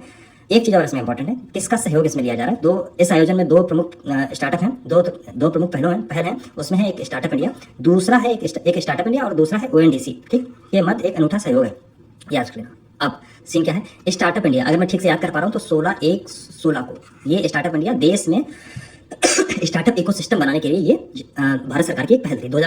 16 जनवरी 16/1/16 ऐसे याद करना है, तो 16/1/16 को ये आई थी। अन्य पहल जो इंपॉर्टेंट है उनको भी याद करते हुए चलना, राइट। उसकी लिस्टिंग यहाँ छोटी लिख लीजिए, जैसे मेक इन इंडिया का आया है ना, ये सारी चीजें लिख लीजिए। ये 2021 में ONDC 2021 में लॉन्च की गई थी, बस इसमें और कुछ भी नहीं है। अगले पॉइंट पे चलिए हम लोग आते हैं। अगले पॉइंट का सीन क्या है, अगले पॉइंट का एक बार ऐसे कर लेता हूँ मैं। लेट मी थिंक, यस सही चल रहा है, एवरीथिंग इज राइट राइट। तो है अगला हमारा है विश्व की 2 सबसे ऊंची टैंक मरम्मत सुविधाएं कहाँ स्थापित की गई हैं। तो देखिए यहाँ पे लिखा चीन सीमा के निकट पूर्वी लद्दाख में, चीन सीमा के निकट पूर्वी लद्दाख में भारतीय सेना ने स्थापित की। क्यों स्थापित की? क्योंकि अगर मान लीजिए कोई ऐसी परिस्थिति आ जाए, टैंक खराब हो जाए, तो टैंक लद्दाख से उतार के जब तक यहाँ आएगा हरियाणा पानीपत में, तब तक कहानी उल्टी हो जाएगी। तो इसलिए वहीं पे एक टैंक जो मरम्मत सुविधाएं हैं वहीं पे स्थापित करने की यहाँ पे बात की गई है। जो चाइना से सटी हुई रेखा है उसको बोलते हैं लाइन ऑफ एक्चुअल कंट्रोल, जबकि एलओसी जो है लाइन ऑफ कंट्रोल वो पाकिस्तान से सटी हुई रेखा है। ठीक, कहाँ पे स्थापित की गई है दोनों? तो ये निकट जो एलएसी के निकट न्योमा और दौलत बेग ओल्डी, बहुत न्यूज़ में ये बहुत ज़्यादा न्यूज़ में रहा था ये दौलत बेग ओल्डी, ठीक, सेक्टर में स्थित है। यहाँ होगा T-90 टैंक है, T-72 टैंक है और K9 वज्र स्वचालित हावित्जर आदि को रखने के लिए बड़े पैमाने पर बुनियादी ढांचे का निर्माण कर रही है। बुनियादी ढांचे में बहुत सारी चीजें होती हैं, चाहे इलेक्ट्रिसिटी हो, चाहे आपकी रोड हो, चाहे आपकी हॉस्पिटल हो। बेसिक नीड जितनी एक ह्यूमन की होती है या किसी काम के लिए होती है, अगर लड़ाई हो रही है तो लड़ाई के काम के लिए जो चीजें यूज होंगी, जैसे हेलीपैड चाहिए एक बढ़िया, आपको माल वाहन के लिए चीजें चाहिए, है ना, एम्यूनिटीज चाहिए, जैसे बेसिक एम्यूनिटीज हैं, वो सब बुनियादी ढांचे में आती है। इसी क्रम में आप देखते होंगे जब बॉर्डर के किनारे जब कोई सड़क बनती है तो उसको बनाता है BRO। BRO क्या है? तो क्या है BRO क्या करिए, BRO क्या है? बॉर्डर रोड इनिशिएटिव, ठीक ठीक, याद रखना, इसलिए थोड़ा सा इंपॉर्टेंट है, बस और कुछ भी नहीं है। आगे बढ़ो जल्दी जल्दी, आज खत्म करना है इसको। कोहिमा शांति स्मारक स्थल, अब देखिए कोहिमा शांति स्मारक स्थल इसलिए इंपॉर्टेंट है क्योंकि हुआ यह है कि नागालैंड के जो मुख्यमंत्री हैं नेफ्यू रियो साहब और जापान के भारत में राजदूत जो है हिरोशी सुजुकी, इन दोनों लोगों ने मिलकर एक कोहिमा शांति स्मारक और इको पार्क कोहिमा की आधारशिला रखी। कोहिमा शांति स्मारक का उद्घाटन किया है और आधारशिला रखी गई इसकी। उल्टा मत कर देना, नहीं तो आधारशिला इसकी हो जाए और उद्घाटन इसका हो जाए, ऐसा मत करना। अब ये इंपॉर्टेंट क्यों है? देखिए जब सेकंड वर्ल्ड वार चल रही थी, जब चल रही है उस टाइम पीरियड में आप देखते हैं बहुत निर्णायक एक लड़ाई हुई। वो लड़ाई थी इम्फाल की लड़ाई, ठीक है, इम्फाल की लड़ाई में हुआ क्या? अब इम्फाल की लड़ाई कब हुई? प्रिसाइजली अगर मैं बोलूँ तो मार्च से लेकर जुलाई 1944, ये वही टाइम पीरियड है जब क्विट इंडिया मूवमेंट इंडिया के अंदर तेजी से चल रहा है। जापान की पावर अल्टीमेटली बहुत ज्यादा है, जापान बर्मा से घुसते हुए इंडिया के अंदर प्रवेश कर रहा है और ब्रिटिशर्स के अगेंस्ट लड़ेगा। जापान के साथ में उनकी इंडिया की एक आर्मी है जिसको बोलते हैं सुभाष चंद्र बोस की आजाद हिंद फौज, ठीक है, वो दोनों यहाँ से लड़ने के लिए आई हैं और इम्फाल में ये लड़ाई होगी। इम्फाल में 2-3 महीने ये युद्ध चला, लगभग 13-14 हज़ार लोग मारे गए। और ये चीज़ यहाँ पे निकल के सामने आई कि निर्णायक लड़ाई इसको इसलिए बोला जाता है क्योंकि इसी लड़ाई में इम्फाल की लड़ाई में जो जापान था वो पीछे हट गया, बर्मा चला गया, ठीक, और जो ब्रिटिशर्स थे उनको बहुत बड़ी राहत मिली क्योंकि अगर इंडिया के अंदर आ जाते अगर जापानीज तो हालत गंभीर हो जाती है ब्रिटिशर्स की, राइट। और आजाद हिंद फौज उनको बहुत सहायता कर रही थी, राइट। 2 रेजिमेंट आजाद हिंद फौज की इसमें साथ में, इसलिए इसको याद करते हैं क्योंकि इंडिया और एक तरीके से आजाद हिंद फौज और जापान दोनों साथ में मिलकर लड़ रहे थे, तो हमारे लिए भी बहुत इमोशनल सेंटिमेंट जुड़े हुए हैं। और ऑफकोर्स जापान के लिए तो बहुत ज्यादा जुड़े हुए हैं क्योंकि उनकी सबसे निर्णायक लड़ाई थी, नहीं तो सेकंड वर्ल्ड वार में उन्होंने हालत खस्ता कर रखी थी, राइट। तो इसलिए आधारशिला रखी गई है, इसको याद रखते हैं। राजदूत कौन है? हिरोशी सुजुकी, जापान के इंडिया में, जबकि जो ये 2 बनाए जा रहे हैं इनका नाम आपको पता है, ठीक, राइट, बस। और इसमें कुछ भी ऐसा नहीं है जिसको आप याद रखें। ये कोहिमा युद्ध की 80वीं वर्षगांठ का, कोहिमा युद्ध बोलिए, इम्फाल का युद्ध बोलिए, सब एक ही से जुड़ा हुआ है, राइट। 80वीं वर्षगांठ के रूप में मनाया जा रहा है। चलो अब आगे आ जाओ। आपराधिक न्याय प्रणाली प्रशासन में भारत का प्रगतिशील पथ सम्मेलन, ठीक। अब ये है क्या? इसको याद कर लेना, ये एक सम्मेलन है, सम्मेलन का टाइटल ये है। ये करवा कौन रहा है सम्मेलन? तो याद रखना केंद्रीय विधि एवं न्याय मंत्रालय करा रहा है। किसके सहयोग से? तो असम सरकार के सहयोग से। इसमें डॉक्टर हेमंत बिश्व शर्मा जो है ये मुख्य अतिथि थे। उल जुलूल बातें हेमंत बिश्व शर्मा कभी कभी करते रहते हैं मुख्यमंत्री। चलो खैर इन सब चीज़ों पर नहीं जाना, ठीक, बस इसमें और कुछ भी नहीं है। चलो आगे Meditech stackathon, not very important but इतना जरूरी है कि आप देख लें मेडिटेक स्टैकाथॉन है क्या, ठीक। तो रसायन उर्वरक मंत्रालय के फार्मास्यूटिकल विभाग ने नई दिल्ली में भारतीय उद्योग परिसंघ यानी CII के सहयोग से मेडिटेक स्टैकाथॉन 2024 का शुभारंभ किया। अब इसमें है क्या? भारत में जो चिकित्सा उपकरण हैं उनकी श्रृंखला का विश्लेषण हो, मूल्य श्रृंखला का विश्लेषण हो और उससे भारत का जो दुनिया में जो भागीदारी है मेडिटेक के अंदर वो और बढ़ाई जा सके। इंडिया मेडिटेक में ठीक ठाक पोजीशन पे है, दुनिया में बहुत अच्छी जेनरिक दवाइयाँ हम लोग सप्लाई करते हैं। इवन दो अभी जब आपने कोविड का टाइम पीरियड देखा वहाँ पे दुनिया भर में हम लोगों ने वैक्सीन भेजी। हमारे पास में इतना अच्छा इकोसिस्टम है आज के दिन। एक IT सेक्टर, एक ये जो आपका मेडिटेक का सेक्टर है, ये फार्मास्यूटिकल सेक्टर है, यहाँ पे इंडिया अपनी ठीक ठाक पोजीशन में आज भी बना हुआ है, राइट। तो आपने देखा हुआ है कि USA जैसे कंपनीज ने देशों ने आपसे मांगी दवाइयाँ, ठीक। तो इंपॉर्टेंस इंडिया की, ठीक है, दबदबा है, ठीक, दबदबा है, दबदबा बना रहेगा, राइट। तो इस तरीके से इसको समझ लेना है। और इसमें सिर्फ इसका लक्ष्य क्या है कि 2030 तक, देखिए मैं इंपॉर्टेंट चीजें बता रहा हूँ, फालतू की एक चीज पढ़ने से कोई फायदा नहीं। 2030 तक $50 बिलियन तक इसकी संभावना है मेडिटेक उद्योग की भारत में पहुंचने की, ठीक है। भारत विश्व की 20 वैश्विक बाजार में से एक है चिकित्सा उपकरणों में, जबकि एशिया में चौथा सबसे बड़ा बाजार है, ठीक। आगे की लाइन ये लिखिए। अब है कि एक कार्यशाला की बात की गई। अब तटीय खनन कार्यशाला, ऑफशोर माइनिंग यार, अपतटीय खनन पर कार्यशाला का आयोजन किया गया है। अब ये अपतटीय खनन क्या है, कार्यशाला क्या है? कार्यशाला बहुत बड़ा कोई प्रोग्राम होता नहीं है जिसको बहुत ढंग से आप याद रखें, लेकिन इससे आप दो तीन चीजें मुझे जो दिमाग में आ रही है वो मैं बताने की कोशिश करूंगा। जैसे कि जहाँ पे ऑफशोर माइनिंग की बात आ रही है, आपको पता होना चाहिए ऑफशोर माइनिंग कहाँ तक की जा सकती है। जैसे आपने नाम एक सुना है ना, अनक्लोज। ज्योग्राफी के अंदर आप ये नाम सुनते हैं, वेरी इंपॉर्टेंट है, कई बार पूछा गया यूपीएससी से अलग अलग एग्जाम में, यूपीएससी ने भी कई बार से पूछा। इसमें होता यह है कि नॉटिकल मील के आधार पे, देखिए ये एक ट्रिटी थी जो 1982 में हुई, और जो 1994 आई थिंक 94 या 95 में, एक बार इसको क्रॉस चेक कर लेना, 95 या 94 के अंदर इसको लागू कर दिया गया। इसमें यह हुआ कि सारे देश कुछ समुद्री कानून है उनका पालन करेंगे। उसमें यह हुआ कि जैसे जो आपकी आधार रेखा होती है, अब आधार रेखा क्या होती है ज्योग्राफी में आप कभी बताऊंगा तो मैं समझाऊंगा उसको, बेस लाइन जिसको बोलते हैं, ठीक है। उससे 12 नॉटिकल मील तक जब आप चलते हैं तो वहां पे आपको टेरिटोरियल लाइन मिलती है, प्लस 12 नॉटिकल मील के बाद में और अगर आप चलेंगे, मतलब या आधार रेखा से आप चलेंगे 200 नॉटिकल मील तक, तो आपको वहां पे एक मिलता है ईईजेड को बोला जाता है एक्सक्लूसिव इकोनॉमिक जोन, जहां आप खनन कर सकते हैं। वैसे आपका क्षेत्राधिकार नहीं है, लेकिन आप वहां पे खनन कर सकते हैं, इसीलिए अब तटीय खनन की यहाँ पे बात की गई है। ये चीजें इसलिए मुझे बताने की आवश्यकता थी। अनक्लॉज के बारे में आपसे पूछ सकता है, राइट। डेट याद रखना, तारीख याद रखना, क्योंकि फ्रेंड्स के एग्जाम में तारीखें बहुत बड़ी इंपॉर्टेंट है, ठीक है। क्रोनोलॉजी ऑर्डर बड़ा इंपॉर्टेंट है, ठीक है। चलो, तो इसमें कुछ नहीं है, ये किसने आयोजित की है याद रख लीजिए। इसमें यहाँ पे नाम जैसे लिखा हुआ होगा, कहाँ पे इसका विषय क्या था, बहुत ज्यादा याद रखने की जरूरत है नहीं, ठीक। बहुत मतलब ये नहीं है कि हर चीज का विषय उठा के याद करें। लॉन्च किसने ये किया, तो खान मंत्रालय ने किया, ठीक। और इसमें कुछ नहीं है। और क्या है, हाँ, खान मंत्रालय आखिरी लाइन पे जैसे चले आइए, यहाँ पे लिखा खान मंत्रालय के आधार पर चूना मिट्टी, पॉलीमर, ये दुनिया भर की ऐसी बातें हैं, निर्माण और क्षेत्र में होने वाले ये इन सभी चीज़ों की यहाँ पे बात की गई है। विशेष आर्थिक क्षेत्र, एक्सक्लूसिव इकोनॉमिक जोन, ठीक है, एक्सक्लूसिव इकोनॉमिक जोन की यहाँ पे बात की गई है, राइट। चलिए अब अगले हम लोग टॉपिक पे आ जाते हैं। चलो, इससे पहले मैं एक बार जरा देख लेता हूँ सब ठीक ठाक चल रहा है, नहीं तो कई बार क्या होता है कि मेरी कोशिशें कुछ होती हैं, होता कुछ है, right. Everything is right, okay. तो हाँ, एक चीज़ मुझे और बतानी थी, एक इस पीडीएफ पे आप आ जाएं, ये रही। इसमें मेरी ये कोशिश है कि मैं इसको जो पूरी आपकी घटनासार है, सॉरी ये क्रॉनिकल है, उसको पूरी चीज को एक ही पॉइंट पे लेके आऊँ। बहुत छोटी छोटी चीजें हैं, उसको मैं ठीक कर सकूँ इसमें। इसके लिए मेरी ये कोशिश है। खैर, उसमें मैं बाद में आता हूँ, ये पीडीएफ आपको सब मिल जाएगी टेलीग्राम चैनल आपको पता है कहाँ पे है, अबाउट सेक्शन में आपको जाके मिलेगा, ठीक है। ज्वाइन कर लेना जरूरी है, राइट। चलो, अब आ गया हूँ मैं इस पे, भारत ऑस्ट्रेलिया इंडोनेशिया त्रिपक्षीय समुद्री कार्यशाला। अब ज्यादा इसमें सोचने वाली बात है नहीं, क्योंकि जहाँ इंडिया, ऑस्ट्रेलिया और इंडोनेशिया की त्रिपक्षीय समुद्री बात हो रही है, तो वहाँ पे इंडियन ओशन आना बहुत स्वाभाविक हो जाता है। इंडियन ओशन आना मतलब बहुत स्वाभाविक सी बात है। कहाँ आयोजित की गई ये कार्यशाला, तो याद रखना मध्य कोच्चि के INS द्रोणाचार्य में ये समुद्री कार्यशाला आयोजित की गई, और इसका ये दूसरा चरण हुआ करता है, ठीक। थीम इसकी ये देखिए, थीम बहुत ज्यादा इंपॉर्टेंट नहीं है, क्योंकि ये अपने आप में कोई ऐसा वेरी इंपॉर्टेंट टॉपिक नहीं है जिसकी आपको थीम रखनी हो, राइट। लेकिन फिर भी एक बार आप देख के जाएंगे, राइट। और इसमें ऐसा कुछ भी है नहीं, ठीक है। कौन कार्यशाला इसमें आयोजित करा, तो दक्षिणी नौसेना कमान मुख्यालय के मार्गदर्शन में आयोजित की गई, जिसमें 3 देशों के नौसेना प्रतिनिधियों ने भाग लिया। अगली ये सब बातें हैं, छोटी छोटी बातें हैं, नॉट वेरी दैट इंपॉर्टेंट, ठीक है। बहुत सारी चीजें। फिर इस्पात क्षेत्र में धारणीयता स्थापित करने के लिए राष्ट्रीय कार्यशाला, फिर ये कार्यशाला कभी भी बहुत ज्यादा इंपॉर्टेंट नहीं रहती है। आप एक बार पॉज करें, इसको ओवरऑल एक व्यू ले लें, कुछ ऐसी बहुत इंपॉर्टेंट नहीं है, ठीक है। इस्पात मंत्रालय की ये एक पहल है इस्पात मंत्रालय की, और इसमें कुछ ऐसा कुछ खास है नहीं, इसलिए मैं इसको छोड़ रहा हूँ, आगे बढ़ रहा हूँ, राइट। महत्वपूर्ण खनिजों पर एक सम्मेलन का आयोजन हुआ है। सम्मेलन का जो आयोजन हुआ कहाँ हुआ, नई दिल्ली में हुआ, और नई दिल्ली में कहाँ पे हुआ, तो इंडिया हैबिटेट सेंटर में हुआ, ठीक।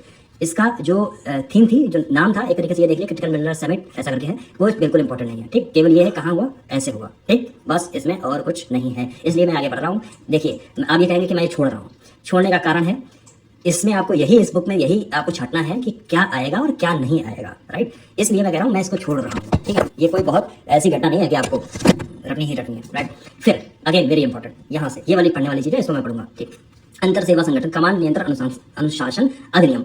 देखिए, एक बिल जो था वो पारित हुआ था, इसके बाद वो अधिनियम बना, इसके बाद में वो गजट किया गया। गजट जब किया जाता है, यानी भारत का जो सरकार का जो राजपत्र है उसमें उसकी अधिसूचना जारी कर दी जाती है, तो वो गजट हो जाता है, राइट। उसमें क्या है, अंतर सेवा संगठन अधिनियम को अधिसूचित कर दिया गया। लागू कब होगा, ये डेट याद रखना, 10 मई 2024। चलो, अब ये है क्या, अब इसको जरा समझ लीजिए। यहाँ पे ये विधेयक 2023 में आया, मानसून सत्र के अंदर दोनों सदनों से पारित हो गया। 15 अगस्त 1947 आता है। ये होता है आपका सबकॉन्शियस माइंड, राइट। जब आप चीज, कई बार आपके दिमाग में एक चीज होती है तो हमेशा वही चीज निकल के आती है। 15 अगस्त 1947 हम लोग हमेशा रटते रहते हैं, पता है, हम लोगों ने बचपन से देखा है। इसलिए 2023 की जगह में 1947, ये होता है power of your subconscious mind. कई बार जैसे मैं बोलता हूँ ना, जो चीज आपको ना रटने में समझ में आए उसको 10 बार पढ़ लो, याद हो जाएगी। बहुत सारी ऐसी चीज होती है, ठीक है। चलो, इसमें ISO की स्थापना की बात की गई। ISO दरअसल है क्या, ISO में जो भारत की प्रमुख सेनाएं हैं, चाहे थल सेना हो, जल सेना हो, वायु सेना हो, इन सब से कुछ ऑफिसर्स निकाल के एक अलग से टीम बनाई जाएगी, जिसको हेड करेगा कमांडर इन चीफ बोलिए या फिर ऑफिसर इन कमांड बोलिए, वो उसको हेड करेगा, राइट। और इसके पास में कमांडर इन चीफ के पास में पावर होगी उसको मॉनिटर करने की, उसके प्रबंधन की, उसके मैनेजमेंट की। ये कुल मिला के ये जो आया है ये बिल, वो कुल मिला के यही कहता है। ठीक, आप देखिए 3 यहाँ पे लिखे हैं, वायुसेना अधिनियम 1950, थल सेना अधिनियम 1950, जबकि नौसेना अधिनियम 1957। ठीक, याद रखना, इसको बेसिक पॉइंट है, कभी कभी हो सकता है पूछा जा सकता है। ठीक, ये जो मैंने बताया वो यहाँ पे ये लिखा हुआ है, ये लिखा हुआ है। ठीक, किस रैंक के अधिकारी होंगे, ये कुछ चीजें हैं, जैसे थल सेना में ब्रिगेडियर पद से ऊपर होगा एक सामान्य अधिकारी, समझे। नौसेना में fleet admiral, admiral, vice admiral, real admiral rank के फ्लैग ऑफिसर या उससे ऊपर के लोग होंगे। वायुसेना में ग्रुप कैप्टन के ऊपर के अधिकारी होंगे। ठीक, बस इसमें यही है। ठीक, आगे जो चीज मैंने बताई वो यहीं पे लिखी हुई है। चलो आगे आ जाता हूँ। वैध समारोह, यहाँ पे लिखा वैध समारोह के अभाव में हिंदू विवाह वैध नहीं। सुप्रीम कोर्ट का कहना है कि जो हिंदू विवाह है वो अगर समारोह उनका वैध नहीं है, उसके अभाव में ये विवाह वैध नहीं माने जाएंगे, ये लीगल नहीं माने जाएंगे। ऐसा क्यों बोला, देखिए उसके पीछे कारण है। जो हिंदू मैरिज एक्ट आया, हिंदू मैरिज एक्ट, देखिए यहाँ पे लिखा हुआ है, मैं क्या बता रहा हूँ, यहाँ पे देखिए लिखा हुआ हिंदू मैरिज एक्ट के बारे में, हिंदू विवाह अधिनियम HMA 1955। इसमें ये चीजें हैं कि हिंदू विवाह कैसे होगा, उनका तलाक का सिस्टम क्या है। जैसे पर्सनल लॉ बोर्ड होते हैं, पर्सनल जो लॉ बोर्ड है उनकी बात, जो पर्सनल मैरिजेस हैं, तलाक हैं, सब चीजें हैं, उनकी बात वो करते रहते हैं। ऐसे ही हिंदू मैरिज एक्ट आया। ठीक, हिंदू कोड बिल आया, हिंदू मैरिज एक्ट आया। इसी हिंदू कोड बिल के कारण ही जो डॉक्टर अम्बेडकर थे, जब उनकी बात नहीं ठीक से सुनी जा रही तो उन्होंने त्यागपत्र दे दिया था। ठीक है, तो इंपॉर्टेंट फैसला है, याद रखना। इसमें ये होगा कि एक जो शादी समारोह जो होता है वो सही मान्यता उसकी होनी चाहिए। ठीक है, सही मान्यता मतलब ऐसा नहीं है जो हिंदू रीति रिवाज से एक अग्नि के जो फेरे लिए जाते हैं वो सारी चीजें उसमें होनी चाहिए। ठीक, बस इसमें ये सारी बातें की गई हैं। राइट, इसमें और कुछ भी नहीं। एक इंपॉर्टेंट पॉइंट आपको यहाँ मिलेगा, यह अधिनियम उन व्यक्तियों पर लागू होता है जो जन्म से या रूपांतरण से हिंदू हैं। इसमें कौन कौन शामिल है, देखिए इसमें ये वेरी इंपॉर्टेंट, बौद्ध, जैन, सिख। जब ये एक्ट आया हिस्ट्री में तो पार्लियामेंट के अंदर बहुत सारे पार्लियामेंटेरियन ऐसे थे जो सिख समुदाय से आते थे, बौद्ध से आते थे या जैनिज्म फॉलो करते थे। उन लोगों ने अपोज किया इस बिल का, क्योंकि हमको जानबूझ के हिंदू में डाला जा रहा है। जबकि देखिए बहुत सारी विवेचना इसकी हुई है, बहुत सारी बातें इसमें हुई हैं। मोटी मोटी बात में कुछ बता देता हूँ।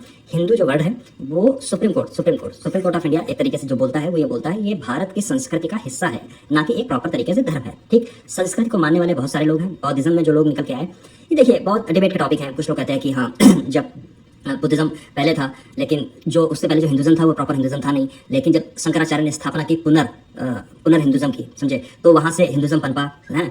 तो इसलिए बौद्ध वाले कहते हैं कि बौद्धिज्म पहले है, जैन वाले बोलते हैं कि हम तो और भी पुराने हैं, सिखिज्म कहता है कि हम तो प्रॉपर एक अलग तरीके से हमारा धर्म ही है तो हमको क्यों डाला। ये डिबेट के थोड़े से टॉपिक है, बट फैक्ट ये है कि हिंदू मैरिज एक्ट में ये तीनों शामिल हैं। Right, okay. Hindu marriage act के बारे में 3-4 चीजें पढ़ लीजिए। जैसे 21 साल से ज्यादा उम्र होनी चाहिए मेल की, फीमेल की 18 साल। अगर आपने नाबालिगों के बीच में विवाह किया तो 3 साल की कैद, 1 लाख रुपए तक का जुर्माना आपको हो सकता है। और पवित्र जो चीजें हैं, जैसे अग्नि के सामने आपको फेरे लेना है और पारंपरिक जो चीजें हैं उनको फॉलो करना अनिवार्य है। इसके बाद में हिंदू विवाह का पंजीकरण राज्य विशेष में लागू कानूनों के अधीन। देखिए अब देखिए ये विवाह जो है आप ये किस लिस्ट में आ गया, स्टेट लिस्ट या फिर कंकरेंट लिस्ट। अब आपको छांटना है किस लिस्ट में है। ठीक, चलो आगे वाले पॉइंट पे आता हूँ। रन फॉर सन मैराथन कब आयोजित की गई, तो एक डेट है, वेरी इंपॉर्टेंट है। इस इंपॉर्टेंट डेट क्यों है, क्योंकि 3 मई 2024 यहाँ पे लिखा हुआ है। अंतर्राष्ट्रीय सूर्य दिवस इसी दिन मनाया जाता है 3 मई को। इस अवसर पर दिल्ली के जवाहरलाल नेहरू स्टेडियम में से आयोजन किया गया, जिसका नाम था रन फॉर सन मैराथन। ठीक, इसका जो काम था वो आयोजन किसने किया, तो नवीन एवं नवीकरणीय ऊर्जा मंत्रालय द्वारा इसको किया गया। ठीक है, एक बात। दूसरी बात है, इसका जो काम है वो जलवायु परिवर्तन में कमी लाने के लिए इसकी पहल की शुरुआत इसमें की गई थी। ठीक, इस मैराथन में 3 किलोमीटर 5 किलोमीटर की दौड़ शामिल थी और इसमें 16 स्टॉप थे, मतलब बीच में जो स्टॉप बनाए गए उसके अलग अलग नाम दे दिए गए। 16 स्टॉप इनको शहरों से संबंधित हैं, जैसे कि दिल्ली NCR है एक, दूसरा बेंगलुरु है, तीसरा बड़ोदरा, गुवाहाटी और बनारस भी है, वाराणसी भी है। बस इसमें चीजें जरूरी है, वाराणसी को याद रख लेना बस, और कुछ चीज नहीं है। भारत की पहली वाणिज्यिक स्टैंड अलोन बैटरी ऊर्जा भंडारण प्रणाली। अब देखिए ये जो चीज है भारत की पहली जरूर है, लेकिन ये घटना हो रही है दिल्ली के अंदर, और दिल्ली में भी दिल्ली विद्युत नियामक आयोग इसका कार्यान्वयन कर रहा है, समझे। एक नियामक की भूमिका में इसमें है। राइट, ठीक। अब बात ये है, इसमें कोई ऐसी चीज नहीं है कि जो बहुत इंपॉर्टेंट है, बजाय केवल ऐसी चीज है कि ये भारत की पहली वाणिज्यिक स्टैंड अलोन बैटरी ऊर्जा भंडारण प्रणाली। इसलिए करेगा क्या, जो गरीबी रेखा के नीचे हैं या जो गरीब व्यक्ति हैं जो ज्यादा पे ऑफ नहीं कर सकते हैं, उनके लिए 24 घंटे बिजली सुनिश्चित कराने की जरूरत है। ठीक, उनको भी बिजली मिलनी चाहिए। एक चीज और है, यहाँ पे जैसे लिखा है global energy alliance for people and planet, उभरती विकसित अर्थव्यवस्थाओं, सरकार, प्रौद्योगिकियों, नीति, वित्तीय पोषण भागीदारियों का एक गठबंधन है। GEAPP के बारे में जो भी जानकारी आपको मिले उसको आप यहाँ पे नोट डाउन करेंगे। ऐसी चीजें जब गंदा क्वेश्चन आता है तो हमेशा ऐसी चीजें आती हैं। ठीक, बस चलो, लक्ष्य उसके कुछ ये लिखे हैं, आप पढ़ लें, पॉज करें, कोई वो नहीं है। राइट, मोटी चीजें मैंने सब बताते। भारतीयों के लिए संशोधित आहार दिशा निर्देश। देखिए संशोधित आहार दिशा निर्देश अब ये जारी कौन कर रहा है, तो NIN है क्या, तो राष्ट्रीय पोषण संस्थान, जिसको बोलते हैं नेशनल इंस्टीट्यूट फॉर न्यूट्रिशन, जिसके हेडक्वार्टर्स आपको मिलेंगे हैदराबाद, तेलंगाना में। ठीक, अब पोषण संस्थान करता क्या, तो अपने दिशा निर्देश देगा कि कौन कौन सी चीज कितनी खानी है, किससे आप स्वस्थ रहेंगे। लेकिन जो NIN है वो किसके अंडर में आता है, तो याद आप रख लेना ICMR Indian council of medical research के अंदर ये NIN आता है, एक चीज। दूसरी चीज है पौष्टिक आवश्यकता को पूरा करने के लिए गैर संचारी रोग NCD मतलब नॉन कंटेजियस डिजीज, जो छुआछूत से नहीं होते, एक दूसरे से फैलने से, एक दूसरे मतलब ह्यूमन में एक दूसरे के पास आने से फैलते नहीं है, ऐसे लोगों के लिए ये दिशा निर्देश, संशोधित आहार दिशा निर्देश जारी कर दिया गया, जिसको बोला है revised dietary guidelines for Indian, right, जारी कर दी गई। चलो बाकी और सारी चीजें नहीं है, जैसे इसमें चीनी खानी है तो आपके टोटल आहार का 5% से ज्यादा नहीं होना चाहिए, ठीक है। फिर है DRDO ने IIT भुवनेश्वर को सौंपी 9 रक्षा तकनीकी परियोजनाएं, नॉट वेरी इंपॉर्टेंट। आप देखना चाहें तो एक बार देख सकते हैं, मेरा अपना एक्सपीरियंस है, अगर आप उस पर विश्वास करते हैं, नॉट वेरी इंपॉर्टेंट, ठीक। अगर इंपॉर्टेंट है तो केवल इतनी इंपॉर्टेंट है जो इसकी हेडलाइन है। चलो DSD और UNDP के मध्य एक समझौता हुआ है। DSD क्या है, तो पशुपालन और डेयरी विभाग है, ठीक। UNDP क्या है, तो यूनाइटेड नेशन डेवलपमेंट प्रोग्राम है। बहुत सारी जैसे ह्यूमन डेवलपमेंट रिपोर्ट आती है वो UNDP जारी करता है, वेरी इंपॉर्टेंट है स्टैटिक पॉइंट ऑफ व्यू से या करंट के पॉइंट ऑफ व्यू से। अभी मैंने 4 दिन पहले एक लिस्टिंग डाली थी, पूरे जितने भी इंडेक्स हैं, जितने भी सूचकांक हैं, उनकी मैंने लिस्टिंग की है यूट्यूब पे, इसी चैनल पे आप जाके देख सकते हैं। उसमें सीन क्या है, एक ही PDF में मैंने हिंदी और इंग्लिश दोनों में कौन सी रिपोर्ट है, कौन जारी करता है, टॉप का कौन है, सबसे अंतिम कौन है, और उस रिपोर्ट में इंडिया की पोजीशन क्या है, इंडिया का स्कोर क्या है, ये सारी एक PDF पूरे 4 पन्ने में सब कुछ मैंने खत्म किया है। उसका अगर प्रिंट आउट आप निकाल लेते हैं तो आपको कोई परेशानी नहीं होने वाली है। उसमें बहुत सारी कंफ्यूजन भी मैंने दूर कर दी है, जैसे कम्पिटिटिवनेस इंडेक्स है तो कहीं पे कम्पिटिटिवनेस के लिए एक दूसरा इंडेक्स है, वो सारी चीजें मैंने एक साथ रख के उसकी सारी समस्या मैंने खत्म कर दी है, ठीक। इसमें है क्या कि जो आपके जो मवेशी हैं उन सब के लिए मतलब वैक्सीन कोल्ड चेन प्रबंधन के लिए डिजिटलीकरण उनका किया जाएगा, जिससे होगा क्या कि उनके वैक्सीनेशन में फायदा आपको महसूस होगा, ठीक है। UNDP उसमें सहयोग करेगा, किसका सहयोग करेगा, तो DAHD का सहयोग करेगा, ठीक, याद रख लेना इस चीज को, राइट। और इसमें कोई ऐसी खास चीज है नहीं, ठीक है। AI बेस्ड कुछ सिस्टम की बात हुई है, मैं इसलिए इसको बता रहा हूँ, देखिए जब मैं बढ़ा देता हूँ इसका मतलब ये नहीं है कि मैं जबरदस्ती पढ़ा रहा हूँ, इसका मतलब ये है कि प्रीलिम्स के पॉइंट ऑफ व्यू से जो इंपॉर्टेंट है केवल मैं उतनी बात बता रहा हूँ, नहीं तो ये गाथा है, इसीलिए तो ये आप पढ़ रहे हैं, इसीलिए तो आप ये देख रहे हैं कि आपको पता चल सके कि क्या गाथा है, क्या इंपॉर्टेंस है, क्या इंपॉर्टेंट चीजें हैं, क्या गाथा है, उसमें आप उसको आप सेग्रीगेट कर सकें, राइट, ठीक है। फिर अगला है SDG का स्थानीयकरण, स्थानीय शासन में महिलाओं की अग्रणी भूमिका, ठीक। अब ये है क्या, तो है इसमें देखिए पहली लाइन इसकी पढ़िए, 3 मई को वही जो सूर्य दिवस है उसी टाइम पे एक घटना यहाँ हो रही थी, मैराथन रन वासन वाली। दूसरी घटना यूनाइटेड स्टेट्स के न्यूयॉर्क में घटित हो रही थी। घटित समस्या क्या है, घटित घटना क्या है, तो संयुक्त राष्ट्र में भारत का स्थायी मिशन और पंचायती राज मंत्रालय दोनों ने संयुक्त राष्ट्र जनसंख्या कोष, जिसको बोलते हैं UNFPA, United Nations population fund, ठीक, इसके सहयोग से SDG का स्थानीयकरण, देखिए क्या हिंदी में पढ़ता हूँ इतनी गलत, स्थानीयकरण, भारत में स्थानीय शासन में महिलाओं की अग्रणी भूमिका, मतलब जो लोकल बॉडीज है उसमें महिलाओं की अग्रणी भूमिका है, इसके बारे में सब चीजें बातें यहाँ पे की गई हैं, ठीक। अब जो है आप ये देख लेना, UNFPA यानी कब बना था, तो ये एक ट्रस्ट फंड के रूप में बना था 1967 के आसपास, ठीक है, याद रखना इसको।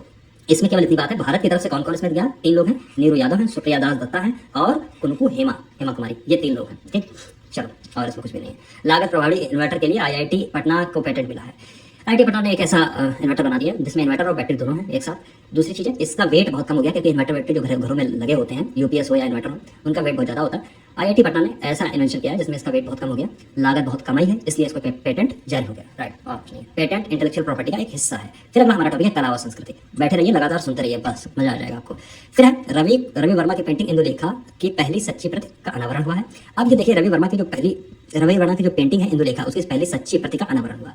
क्वेश्चन यहाँ से ऐसा नहीं आएगा कि किसकी पेंटिंग है, क्या है, हो सकता है आ जाए तो अच्छी बात है, नहीं तो ये आपसे पूछा जाता है कि रवि वर्मा किससे संबंधित है। आपको 4 नाम ऐसे करके दिए जाएंगे, दूसरी तरफ से आपको संबंधित जिससे संबंधित है, चाहे वो फुटबॉल से संबंधित होगा, एक पेंटर होगा, तो एक इकोनॉमिस्ट होगा, ऐसे करके आपको 4 चीजें दे देंगे, आपको मैचिंग करके आएगा, इसलिए रवि वर्मा पे याद कर लेना। दूसरी चीज है इंदुलेखा है कौन, तो इंदुलेखा देखिए एक नॉवल था, मलयालम उपन्यास था, जिसकी नायिका है, प्रकाशित हुआ था 1989 में। इंदुलेखा की पेंटिंग 2022 में सार्वजनिक डोमेन में आई थी। इसकी जो पेंटिंग थी सार्वजनिक डोमेन इस समय आई थी।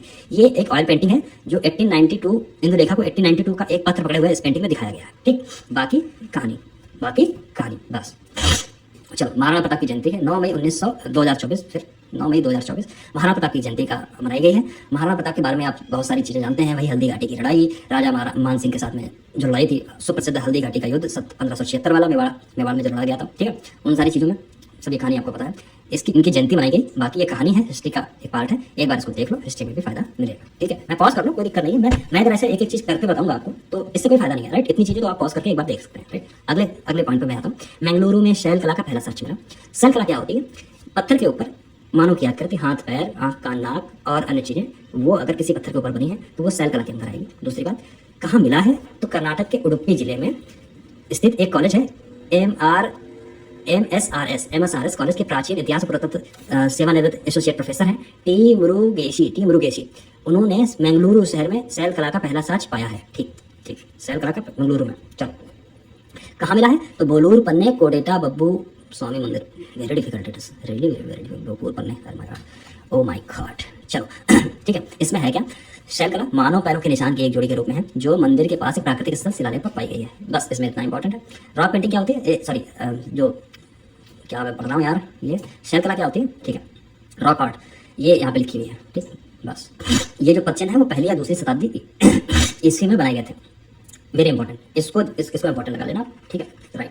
फकीर लालन शाह की 250वीं जयंती। फकीर लालन शाह है क्या, तो बांग्लादेश के एक सूफी संत हैं, एक फकीर हैं, जो किस समय के हैं, तो स्वामी विवेकानंद और रामकृष्ण के समय के हैं। ठीक, याद रखना, इनका जन्म हुआ था 1974 में आधुनिक पाकिस्तान के झेनाईदाह जिले के होरिशपुर में हुआ था। इनके रामकृष्ण परमहंस स्वामी विवेकानंद के समकालीन थे। ठीक, इनके विभिन्न धर्मों के 10,000 से ज्यादा अनुयायी थे। उन्हें बाउल संगीत का जनक कहा जाता है। इस पे रिसर्च मत करना, रिसर्च करने में टाइम खराब होता है। केवल आप यही रटो, बाउल संगीत के जनक, समझे, यही, नहीं तो PhD करने से कुछ हासिल नहीं है। ठीक है, इसलिए तो इसमें हुआ क्या है, इस जयंती समारोह में 250वीं क्योंकि जयंती थी इसलिए ये इंपॉर्टेंट हो गई। हर साल जयंती तो वैसे हर साल आती, क्योंकि इस बार 250वीं थी। इसमें बांग्लादेश के शेरपुर में 3 दिवसीय इंडो बांग्ला संगीत समारोह मनाया गया। बस आगे बढ़िए। 3 भारतीय साहित्यिक कृतियां यूनेस्को के MOW रीजनल रजिस्टर में शामिल। चलो 3 कृतियां कौन कौन सी हैं, अगेन वेरी इंपॉर्टेंट, याद कर लेना इसको। रामचरितमानस है, दूसरी पंचतंत्र है, तीसरी है सहृदय लोक लोकन यूनेस्को के memory of the world Asia Pacific regional register में इसको शामिल कर लिया गया है। ठीक, ये memory of the world Asia Pacific के लिए 10वीं जो आम बैठक थी उसमें इसको शामिल किया गया।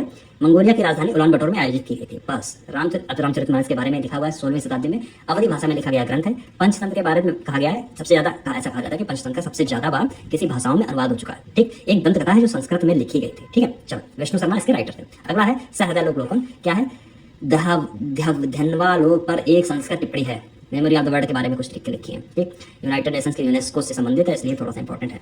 जो चीज़ें यूनेस्को या यूनाइटेड नेशन से जरूरी हैं उन चीज़ों की थोड़ी सी इंपॉर्टेंस, ठीक है, राइट, आपके पेपर में। चलो इससे ज़्यादा इसमें कुछ नहीं था। अगला हमारा पोर्शन है आर्थिकी का, अगेन वेरी इंपॉर्टेंट, बैठे रहिए साथ में, आर्थिकी भी अभी निपटाएंगे। चलो आर्थिकी वाले पोर्शन की फिर से मैं शुरुआत कर रहा हूँ यहीं से। 1 मिनट का चाहे तो आप पॉज ले सकते हैं, ऐसा कोई दिक्कत वाली बात नहीं है, राइट, थैंक यू। अब देखिए जो आर्थिकी वाला ये पोर्शन है बहुत इंपॉर्टेंट है। इंपॉर्टेंट इसलिए है क्योंकि जब आपसे जो इकोनॉमिक्स जो आपसे पूछी जाती है उसमें 70% से योगदान ज़्यादा करंट अफेयर्स का होता है। इसलिए इस पोर्शन को हर साल की हर महीने की मैगजीन में हम ठीक से देखेंगे। इवन तो जब घटना सार आएगी उसमें भी बहुत थॉरली हम चीज़ों को देखेंगे। इसके बाद एक घटना चक्र की एक बुक भी आती है आर्थिकी नाम से, उसको भी ठीक से देखना होता है। लास्ट ईयर के जब रिविजनों की बात करते हैं, जब PYQ की जब मैं बात करता हूँ, उनको ठीक से देख के मुझे ये समझ में आता है कि ये वाला जो पोर्शन है उसमें ठीक ठाक क्वेश्चन पूछे जाते हैं। करंट अफेयर से रिलेटेड बहुत सारी चीजें इससे पूछी जाती हैं। ठीक है, इसमें हम लोगों का पहला टॉपिक है, यहाँ से देखिए आप, ADB द्वारा सिक्किम में बिजली आपूर्ति हेतु ऋण की मंजूरी। ADB यानी एशियन डेवलपमेंट बैंक, ठीक, ये एक ऋण दे रही है, किसको दे रही है, सिक्किम को दे रही है। किस बाबत दे रही है, तो बिजली की आपूर्ति के लिए ऋण दिया जा रहा है, राइट। ये वाला पॉइंट हम लोगों ने कवर किया था 1 लाइनर में, जो हम लोग आगे भी पढ़ रहे थे। इसमें है क्या कि जो वहाँ की बिजली है सिक्किम की, उसकी गुणवत्ता को सुधार करने के लिए, लचीलेपन, रेजिलेंट के लिए और उसकी विश्वसनीयता के लिए 148.5 मिलियन अमेरिकी डॉलर ऋण के रूप में प्रदान किए गए। एक चीज आप याद रखेंगे। दूसरी चीज ADB का जब भी नाम है, ADB से कभी भी आप कंफ्यूज मत हो जाना NDB से। NDB और ADB टोटली डिफरेंट है। NDB है न्यू डेवलपमेंट बैंक, जिसको कई बार ब्रिक्स बैंक भी बोलते हैं। NDB की स्थापना हुई थी 2014 में 100 बिलियन अमेरिकी डॉलर के साथ में, जबकि जो आपकी ADB है, ADB Asian development bank, ADB की स्थापना हुई थी 1967 में, बहुत पहले एशियन डेवलपमेंट बैंक बहुत पहले आई। NDB मतलब न्यू से याद रखना, बाद में आई, 2014 में आई, और ये एक ब्रिक्स बैंक है, ना कि एशियन डेवलपमेंट बैंक है। याद रखना, ADB में बहुत लोग कंफ्यूज होते हैं, पहले नहीं होते, जब एग्जाम आ जाता है तो कंफ्यूजन ये बढ़ के और ज्यादा हो जाता है, राइट। तो चलिए इसमें और क्या क्या चीजें हैं। इसमें देखिए प्रीलिम्स के पॉइंट ऑफ व्यू से अगर मैं बात करूं तो इसमें और बहुत खास चीज नहीं है, केवल ये वाला अगर पॉइंट आप छोड़ दें तो ये सिक्किम की पावर फॉर ऑल पहल की समर्थन करता है, बस, इससे ज्यादा और कुछ नहीं है। कितने नेटवर्क की बात हो रही है, क्या किया जाएगा, जैसे कंडक्टर जो है जमीन के अंदर जो कंडक्टर है उनको बदला जाएगा, क्षमता बढ़ाई जाएगी, नेटवर्क प्रणाली में सुधार किया जाएगा, ये सारी सब बातें हैं। लेकिन इसमें और कुछ नहीं है। जरूरी ये है कि किसको ऋण दिया है, सिक्किम को दिया है, किसने दिया, ADB ने दिया है, किसके लिए दिया है, तो बिजली की आपूर्ति के लिए दिया, कितना दिया है, तो 148.5 मिलियन अमेरिकी डॉलर US दिया है। परियोजना है ये सिक्किम की power for all, right. Asian development के बारे में कुछ इंपॉर्टेंट चीजें हैं, इनको ठीक से पढ़िए। स्थापना 1967 लिखा हुआ, 1966 लिखा है, मुझे 67 याद था, 66 होगा आई थिंक, ये तो ऑथेंटिक है, एक बार गूगल चेक कर लेना, क्रॉस चेक कर लेना, ठीक है। चलो इसमें कितने हैं, 68 कंट्रीज इसमें हैं, और क्या है जिसमें 49 एशियाई क्षेत्र से आते हैं। अब मान लीजिए अगर कभी आए एशियन डेवलपमेंट पे क्वेश्चन, एशियन डेवलपमेंट बैंक, एशियाई विकास बैंक ADB, हो सकता है उसमें आपको ये वाला पॉइंट लिखने को मिले, इसमें सारे कंट्रीज एशिया से हैं, आने की ऐसे क्वेश्चन आने की संभावना ज़्यादा बनी रहती है।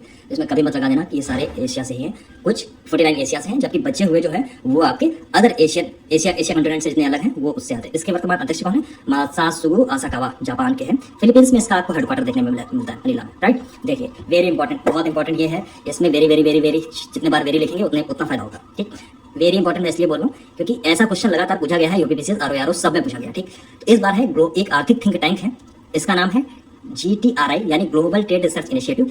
इसका आंकड़ा ये बोलता है कि 2023-24 में जो फाइनेंशियल ईयर है उसमें जो व्यापार है दोनों देशों का, द्विपक्षीय व्यापार बायलैटरल ट्रेड, वो 118.4 अरब अमेरिकी डॉलर का द्विपक्षीय व्यापार चाइना के साथ में हुआ है। और एक बड़ा पॉइंट इसमें ये है, इस बार यूएसए को पीछे छोड़ दिया है। 2-3 साल से लगातार यूएसए टॉप पे था, इस बार यूएसए हट गया है, चाइना नंबर 1 पे है बायलैटरल ट्रेड में, केवल एक तरफी ट्रेड नहीं है। एक बार जब बायलैटरल ट्रेड की बात करते हैं तो इंडिया का ज्यादातर जो बायलैटरल ट्रेड है वो अब हो रहा है चाइना के साथ में। एक चीज और है, चाइना के साथ में बायलैटरल ट्रेड जरूर है, बढ़ोतरी भी हुई है एक्सपोर्ट में, इंपोर्ट में भी बढ़ोतरी हुई है, लेकिन ट्रेड डिफिसिट बना हुआ है। ट्रेड डिफिसिट बना हुआ है। अब ये ट्रेड डिफिसिट क्या है? ये इसको बोलते हैं व्यापारिक घाटा। व्यापारिक घाटा क्या होता है? व्यापारिक घाटा ये होता है, अगर हम कोई चीज इंपोर्ट कर रहे हैं 100 रुपए की, लेकिन अगर हम एक्सपोर्ट कर रहे हैं 20 रुपए की, तो टोटल व्यापारिक घाटा हम लोगों का होगा 80 रुपीज। ये व्यापारिक घाटा होता है, ट्रेड डिफिसिट होगा। चाइना के साथ जब हम ट्रेड करते हैं तो ट्रेड डिफिसिट ज्यादा होता है, जबकि यूएसए के साथ जब हम ट्रेड करते हैं तो वहां पे हमको ट्रेड सरप्लस देखने को मिलता है। सरप्लस का मतलब है कि यूएसए हमको 20 रुपए की चीज यहाँ बेचता है, हम उसको 100 रुपए की चीज वहां बेचते हैं, तो इसमें हमको फायदा होता है, ठीक है। एक चीज तो ये चीजें याद रख लेना। कितना हुआ है भारत अमेरिका के बीच जो द्विपक्षीय व्यापार था इतना था, लेकिन 22-23 के दौरान अमेरिका जो था भारत का शीर्ष व्यापारिक भागीदार था। याद रखना इस चीज को। दूसरी एक और चीज है बाकी ये सारी सब बातें हैं, ये सब कहानी है। इसमें इंपॉर्टेंट चीज ये है कि जो भारत निर्यात कर रहा है, समझे, निर्यात में भारत के 8.7% की वृद्धि हुई है।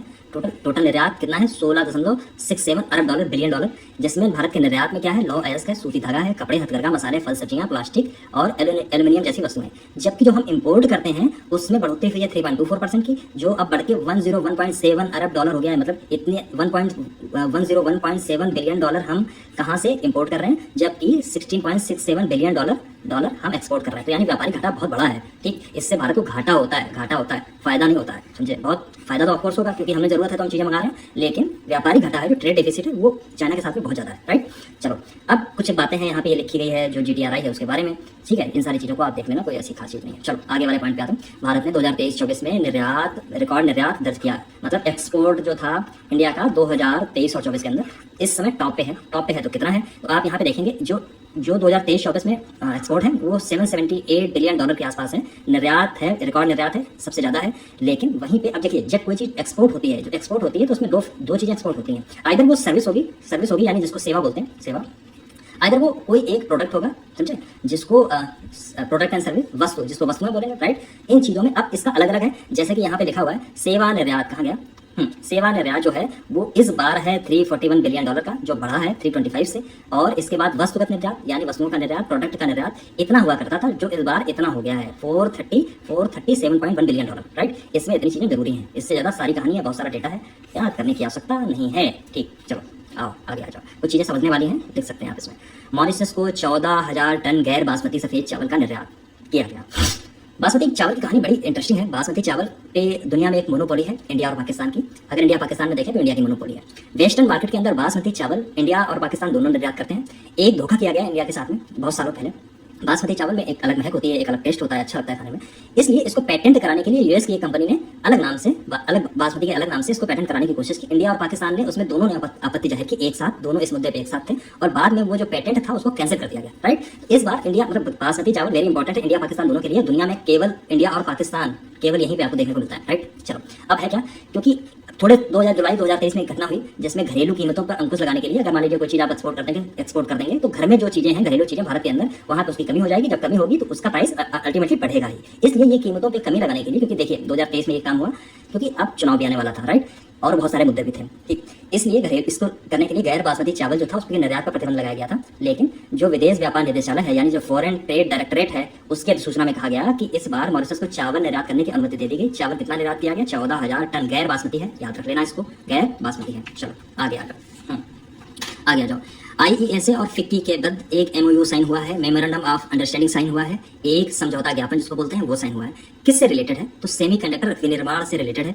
सेमीकंडक्टर इंडिया में बहुत बड़ी संभावनाएं हैं आगे आने वाले समय में, क्योंकि सेमीकंडक्टर पे अगर आप देखेंगे पूरा वर्ल्ड वाइड तो आपको चाइना और ताइवान दो देशों, इवन तो हम आपको ये ताइवान को एक देश के रूप में एक नहीं मानते हैं, लेकिन फिर भी अगर मैं इन जनरल अगर मैं बात करूं तो ताइवान और चाइना की मोनोपोली है। और आपने देखा है कि पिछले सालों इतनी डिपेंडेंसी बढ़ गई है सेमीकंडक्टर के मामले में, क्योंकि सारी चीज इलेक्ट्रॉनिक्स का पूरा जमाना है। हाँ, तो उस समय जब बढ़ती है तो पूरी दुनिया में हाहाकार मचता है। मान लीजिए किसी समय अगर चाइना और अगर वियतनाम मैं बोल रहा हूँ ताइवान पे अगर हमला कर देता है, उस समय पे अवेलेबिलिटी सेमीकंडक्टर की बहुत कम हो जाएगी, और जब अवेलेबिलिटी कम होगी तो बहुत समस्या खड़ी हो जाएगी पूरे देश के लिए नहीं, पूरी दुनिया के लिए। बहुत ग्लोबल मार्केट में इन दोनों कंट्रीज का मैक्सिमम शेयर है सेमीकंडक्टर में, इसलिए इंडिया में सेमीकंडक्टर की बात हमेशा चलती रहती है। ठीक, यूएसए भी इंडिया में सेमीकंडक्टर इंडस्ट्रीज को सपोर्ट करने की कोशिश में लगातार लगा है, और अदर वेस्टर्न कंट्रीज भी लगे हुए हैं। राइट, तो इसमें एक नवाचार के लिए सेमीकंडक्टर एसोसिएशन जो है IESA, India electronics and semiconductor association ने फिक्की जिसको बोलते हैं federation of Indian chambers of commerce and industries के साथ में एक समझौता ज्ञापन यानी MOU, memorandum of understanding sign किया है, जो भारत में नवाचार को यानी इनोवेशन को बढ़ावा देगा, सेमीकंडक्टर इलेक्ट्रॉनिक्स उद्योग का समर्थन करेगा। बाकी कहानी इसलिए है क्योंकि देख के मुझे समझ आ जाता है। ठीक, चलो, हालांकि बहुत इंपॉर्टेंट नहीं था लेकिन इंपॉर्टेंट है इस पॉइंट ऑफ व्यू से। सेमीकंडक्टर आज के युग की जरूरत है सेमीकंडक्टर। राइट, अब है भारत $5 ट्रिलियन के साथ डॉलर से अधिक के बाजार पूंजीकरण वाला 5वां देश बना गया। इसका क्या मतलब हुआ? देखिए, बाजार पूंजीकरण का मतलब है बाजार यानी स्टॉक एक्सचेंज में जो कंपनियां लिस्टेड हैं उनका मौद्रिक मूल्य कितना है, उनकी वैल्यूएशन कितनी है, उनका शेयर प्राइस कितना है, उससे ये तय होता है। ठीक, अभी तक दुनिया में भारत 5 में नहीं था, 5 से बाहर था। इस समय यूएसए टॉप पे है, फिर चाइना है, फिर आपका जापान है और फिर हांगकांग है। हांगकांग चाइना एक ही है लेकिन अलग अलग है यहाँ पे। इसके बाद भारत 5वां देश है जिसका बाजार पूंजीकरण $5 ट्रिलियन के पार कर गया है। ठीक, अब क्या है, इसमें बहुत सारी चीज़ें, ये सब छोटी छोटी घटनाएं ऐसी लिखी हुई हैं, इनको बहुत समझने की आवश्यकता है नहीं। प्रीलिम्स के पॉइंट ऑफ व्यू से कितनी चीज़ें जरूरी हैं। बॉम्बे स्टॉक एक्सचेंज आप देखते हैं, जब स्टॉक एक्सचेंज देखते हैं, Bombay stock exchange, national stock exchange देखते हैं, है ना, वहाँ पे जो कंपनियां लिस्टेड हैं उनके शेयर की मूल्य है, लोग खरीदते हैं, बेचते हैं, दुनिया भर की चीज़ें आजकल तो बड़ा तूफान मचा हुआ है। राइट, स्थापना कब हुई थी? 1875 में हुई थी। एशिया का पहला स्टॉक एक्सचेंज भी है भारत एवं एशिया का। इंपॉर्टेंट पॉइंट है। राइट, इंपॉर्टेंट पॉइंट है। ठीक, इसका मुख्यालय मुंबई महाराष्ट्र में स्थित है। अवस्थित वर्ड सही नहीं है यहाँ पे, स्थित होना चाहिए। राइट, आरबीआई द्वारा केंद्र सरकार को अधिशेष हस्तांतरण किया गया। अधिशेष हस्तांतरण का मतलब ये है मोटा मोटा, आरबीआई जो पैसा कमा रहा है, जो साल भर में बचाएगा, तो वो जो आरबीआई एक्ट है 1934 की धारा 47 ये बोलती है कि वो बचा हुआ पैसा भारत सरकार को उसको देना होगा। ठीक, एक बात, तो इसलिए अधिशेष जो है वो ट्रांसफर कर दिया गया, और इस अधिशेष की मूल्य की कीमत है ये रही। ठीक, कितनी रही? 2,10,000 समथिंग ऐसे करोड़ है, जिसको 2.11 लाख करोड़ रुपए के आसपास बोलेंगे 2023-24 में, फाइनेंशियल ईयर। ठीक है, हालांकि फाइनेंशियल ईयर नहीं, जो अकाउंटिंग ईयर होता है आरबीआई का, वो होता है जुलाई टू जून। ठीक, याद रखना इस चीज़ को, इंपॉर्टेंट है ये भी बात, इसलिए मैंने बता दी। नीचे लिखी भी शायद कहीं आपको मिल जाएगी। ठीक, इसमें और ऐसी कुछ चीज़ें है नहीं। ठीक, यहाँ देखिए, ये देखिए लिखा हुआ है, अवगत करा दें कि रिजर्व बैंक का लेखांकन वर्ष यानी अकाउंटिंग ईयर जुलाई से लेकर जून तक होता है। चलो आगे आ जाओ। श्रीलंका को 100 ऑक्टेन प्रीमियम ईंधन की आपूर्ति की गई है, यानी इंडियन ऑयल कॉर्पोरेशन लिमिटेड जो इंडिया की कंपनी है, गवर्नमेंट की कंपनी है, वो XP100 अपनी पहली खेप निर्यात की 100 ऑक्टेन प्रीमियम ईंधन की। आप जब कभी इंडियन ऑयल के पेट्रोल पंप पे जाएंगे तो वहाँ पे अलग अलग स्टेशन, सब स्टेशन होती हैं, जहाँ पे आप एक जगह आपको पेट्रोल मिलेगा 96 रुपये में आसपास, एक जगह मिलेगा आपको 102 रुपये, 103 रुपये के आसपास। अब जो 102 रुपये या 103 रुपये के आसपास वो यही XP100 है, उसके ऊपर लिखा होता है XP100, बहुत प्रीमियम पेट्रोल होता है। राइट, वो इसलिए वो इंजन को बहुत सुरक्षित रखता है, कामकाज बेहतर करता है, एंटी नॉकिंग सुविधा होती है। एंटी नॉकिंग क्या होती है, मैं कभी साइंस में आऊँगा तो बताऊँगा। ठीक है, अभी नहीं, अभी ये सब वक्त ज़ाया करेंगे। ठीक है, TWS, EZL और हाईजेनको के मध्य समझौता हुआ है। ये कौन है? Tata steel special economic zone limited और HSP क्या है, 5 प्राइवेट लिमिटेड। ठीक, ने हरित हाइड्रोजन, ग्रीन हाइड्रोजन, हरित अमोनिया परियोजना को स्थापित करने एक समझौता ज्ञापन किया है। अच्छा, एक चीज मुझे ये बताइए, मेरा ये पढ़ने का बहुत कुछ उद्देश्य नहीं था, लेकिन यहाँ पे ग्रीन हाइड्रोजन लिखा हुआ है। ग्रीन हाइड्रोजन से आपका आशय क्या है ये मुझे बताएं। या ग्रे वाटर जो होता है उससे आशय क्या है, या एक नेट जीरो आया था, ये बहुत इंपॉर्टेंट टर्म है कुछ, इनसे आशय क्या है। ये ऐसी चीजें हैं जो यूपीएससी या यूपीपीसी कभी भी आपसे पूछ सकता है।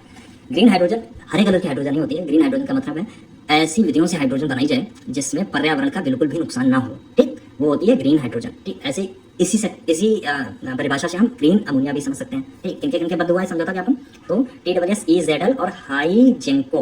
राइट, बस खत्म कहानी, आगे आ जाएगा। भारत का पहला large language model सेसम। Large language model ये कोई ऐसी विशेष चीज़ नहीं है जो आपको बहुत इस पर दिमाग लगाना है, बस इसको छोड़ दीजिए, फालतू की चीज़ है। प्रीलिम्स के पॉइंट ऑफ व्यू से अंतर्राष्ट्रीय देखिए आगे, वेरी इंपॉर्टेंट। अब हम लोग अंतर्राष्ट्रीय पढ़ेंगे। राइट, अभी तक बोलते बोलते मुझे लग रहा है 2 घंटे हो चुके हैं, लेकिन ठीक है, कोई बात नहीं, कार्यक्रम है तो चलता रहना चाहिए। राइट, चलिए अंतर्राष्ट्रीय घटनाओं को ठीक से अब देख लेते हैं। पहली देखिए घटना यहाँ पे लिखी हुई है, मोहम्मद मोखबर ईरान के अंतरिम राष्ट्रपति मतलब इंटरिम प्राइम मिनिस्टर चुना गया है। क्यों चुना गया है? अभी हाल ही में आपने घटना देखी कि 20 मई को ईरान के राष्ट्रपति की एक वायुयान दुर्घटना में मृत्यु हो गई। उसके बाद किसको बनाया गया है? तो याद रखना, मोहम्मद मोखबर को इंटरिम बनाया गया है। इंटरिम मतलब अंतरिम, अभी परमानेंट नहीं है। ईरान का जो कॉन्स्टिट्यूशन है वो बोलता है कि अगर दुर्घटना में राष्ट्रपति की मौत होती है या किसी भी अन्य हादसे में मौत होती है तो 50 दिन के अंदर उसके चुनाव कराने आवश्यक है। अभी इंटरिम है, ये 50 दिन के अंदर चुनाव होता है, देखेंगे और क्या बनता है, कौन नया बन के आता है। फिलहाल अभी ये इससे पहले जब रईसी की जब मृत्यु हुई थी उस समय ये वाइस प्रेसिडेंट हुआ करते थे, राइट। चलो, इसमें और कुछ ऐसा है नहीं। यहाँ लिखा है ईरान के राष्ट्रपति रईसी की हेलीकॉप्टर दुर्घटना के मृत्यु के बाद में इनकी नियुक्ति कर दी गई। 50 दिन के लिए कार्यवाहक के रूप में ये रहेंगे और इससे ज़्यादा और कुछ है भी नहीं इसमें। चलो अगला आ जाए, महिला हिंसा के विरुद्ध यूरोपियन यूनियन का पहला कानून। देखिए, पहला कानून है इसलिए थोड़ा सा इंपॉर्टेंट है। किसका है? यूरोपियन यूनियन का, एक बात। दूसरी बात किसके लिए है? महिला हिंसा के लिए। तीनों चीज़ें जरूरी हैं। यूनियन पहला है, इंपॉर्टेंट हो गया। यूरोपियन यूनियन है, बड़ी संस्था है, 27 कंट्रीज इसमें मिलकर आते हैं। दूसरी बात है महिलाओं के लिए है, मार्जिनलाइज कम्युनिटी जो है उनके लिए कानून लेके आया गया, तो इसलिए इंपॉर्टेंट है ये। इसमें जैसे महिलाओं के साथ जो हिंसाएं हो रही हैं, चाहे उसमें जननांग विकृति हो, जबरन विवाह हो, ऑनलाइन उत्पीड़न हो, बहुत सारी ऐसी चीज़ें, इनके लिए एक कानून के अनुसार इनको क्या कर दिया गया?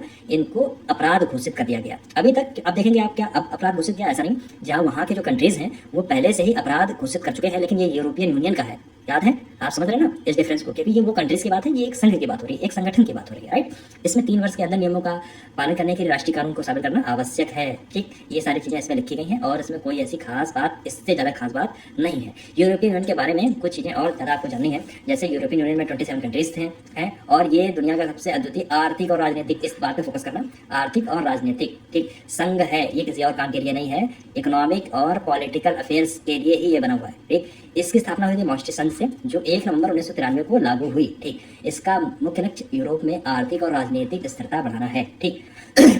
मतलब कुल मिला के आर्थिक और राजनीतिक चीज़ों पे ही फोकस करना है। इसकी जो मुद्रा है यूरो है। कौन कौन डिसाइड करता है? तो इसके 20 जो मेंबर कंट्रीज हैं उनके द्वारा इसका क्या है, उनके द्वारा इसका उपयोग किया जाता है, ठीक। फिर है Bharat, UAE Bharat CEPA council के साथ ICC का समझौता। एक बात, इसको थोड़ा सा ध्यान से देखना है। क्यों देखना है? अभी समझ में आ जाएगा। पहली बात तो आप ये समझ लें, एक CEPA, पूरा टॉपिक समझने से पहले ये समझिए CEPA क्या है। CEPA का फुल फॉर्म है कॉम्प्रिहेंसिव इकोनॉमिक पार्टनरशिप, एक minute, CEPA comprehensive economic partnership क्या है? Agreement, right. मैं तो कभी कभी मैं क्या करता हूँ, कॉम्प्रिहेंसिव इकोनॉमिक पार्टनरशिप एग्रीमेंट। कभी कभी ऐसा दिमाग हो जाता है जब ज़्यादा देर तक बैठे रहो, ऐसे काम करता है। तो CEPA है, एक ऐसे ही होता है CECA, वो होता है कॉम्प्रिहेंसिव इकोनॉमिक कॉपरेशन एग्रीमेंट।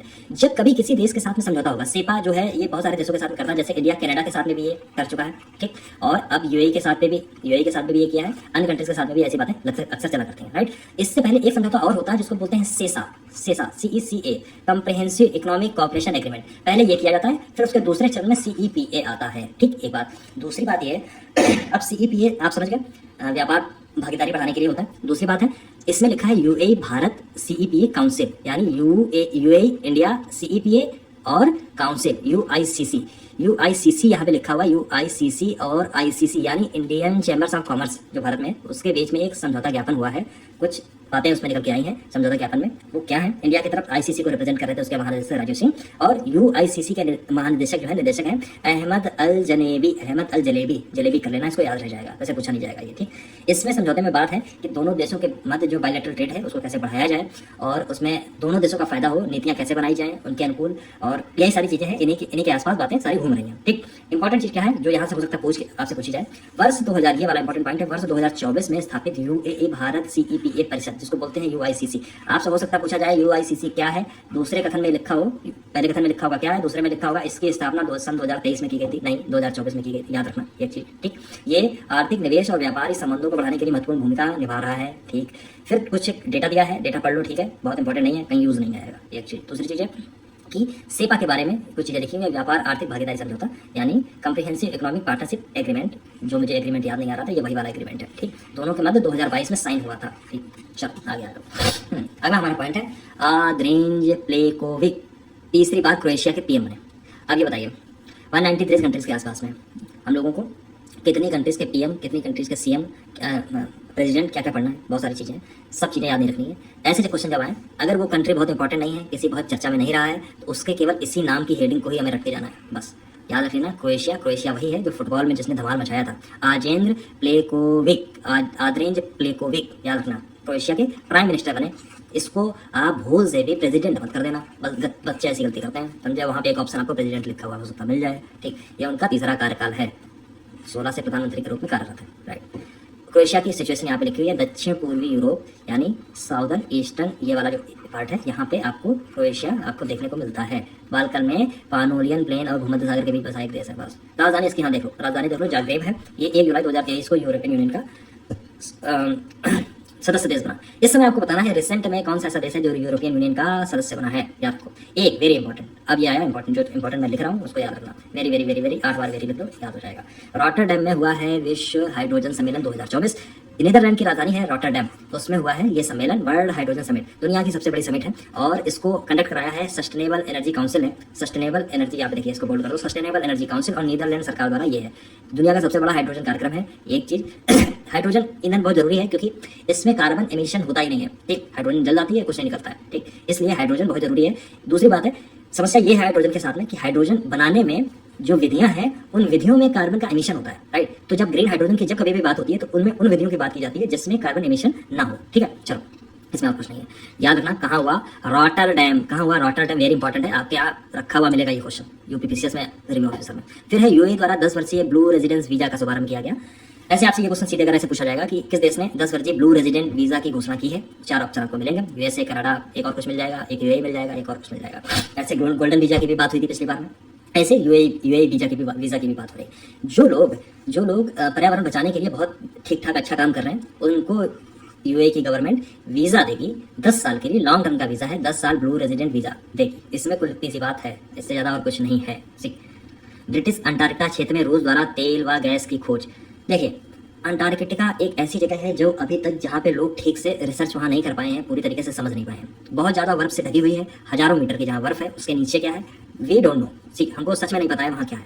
इसलिए यहाँ पे बहुत सारे रिसर्च स्टेशन भी अंटार्कटिका में बनाए गए, जैसे कि दक्षिण गंगोत्री बनाया गया था 1984 में, आपको याद हो, जब ये बहुत बार पूछा भी गया है। दक्षिण गंगोत्री बनाया गया, फिर वो बर्फ का तूफान आया 4 साल बाद, बहुत बुरी तरीके से ढक गया, फंक्शनलेस हो गया। इसके बाद में मैत्री 1989 में बनाया गया, ठीक। और फिर इसके बाद में 2012 में भारती बनाया गया। ये इंडिया के रिसर्च स्टेशन हैं, कहाँ पे, अंटार्कटिका क्षेत्र में। जबकि आर्कटिक क्षेत्र में जब हम देखते हैं भारत का रिसर्च स्टेशन तो हिमाद्री मिलता है हमको, कहाँ मिलता है, नॉर्वे के अंदर, राइट। इतनी चीजें मुझे बतानी थी, जरूरी थी। तो बस केवल बात इतनी सी है, रूस ने तेल और गैस की खोज की है, बस।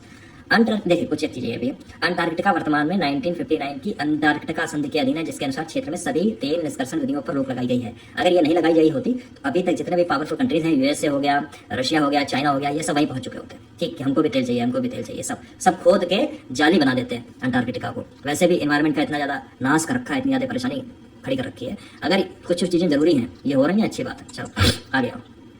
विलियम लाई चिंगते ताइवान के राष्ट्रपति, वेरी इंपॉर्टेंट, इसमें इंपॉर्टेंट लगाना है। जब ताइवान में कोई भी पॉलिटिकल घटनाक्रम होता है, पूरी दुनिया की उसमें नजर होती है, उसी में एक घटनाक्रम है। विलियम लाई चिंगते ताइवान के राष्ट्रपति बने। अब ताइवान के जब ये राष्ट्रपति बने हैं तो ताइवान की फिर वही बात, जब ताइवान आपकी नजर में आता है तो ताइवान से चाइना भी नजर में आता है, फिर ताइवान पे चाइना का हस्तक्षेप भी आपको नजर आता है ना। ये सारी चीजें तो आपको नजर वैसे ही आती हैं। अब इंपॉर्टेंट बात इसमें यह है कि किसको हटा के बने, तो जो पुराने थे उनको हटा लिया गया है। किसको हटाया है तो देखिए, राष्ट्रपति साई इंग वेन का स्थान लिया।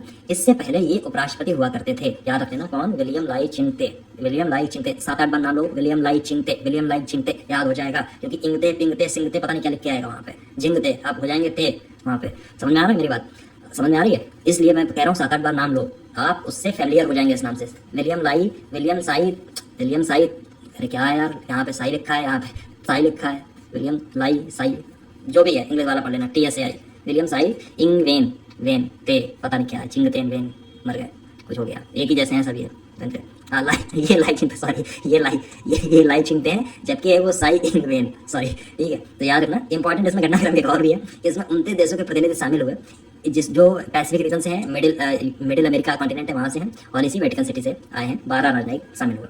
बहुत से देश हैं जो, क्योंकि चाइना 1 नेशन पॉलिसी को फॉलो करता है और दुनिया से कहता है कि 1 नेशन पॉलिसी ही फॉलो करनी है।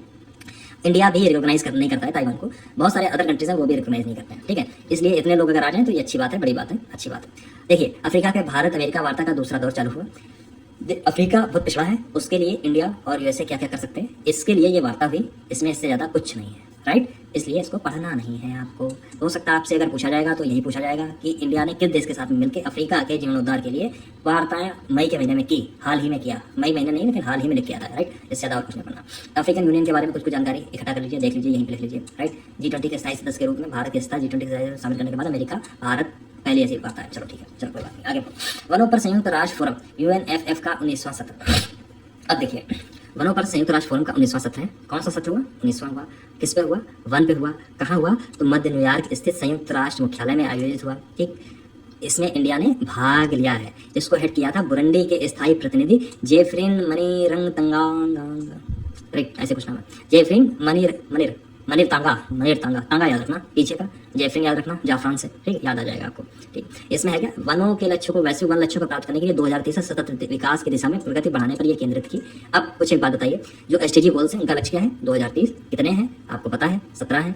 और कब आए थे? तो 2015 में आए थे। कहाँ से निकल के आए? तो पेरिस एग्रीमेंट से निकल के आए थे, राइट। SDG गोल्स के लिए कौन सी एजेंसी काम करती है? तो मैंने ये पिछले वीडियो में आपको बताया है, जो मैंने आपको सूचकांक के प्रॉपर वीडियो दिया है। PDF डाउनलोड कर लेना, वो बहुत इंपॉर्टेंट PDF है, एग्जाम के पॉइंट ऑफ व्यू से आप याद करेंगे उसको, आखिर में वही काम आएगी। बाकी वैसा ना कहीं किसी बुक में आपको लिखने को मिलेगा, ना कहीं देखने को मिलेगा, वो हम लोगों ने बैठ के बनाई है, राइट।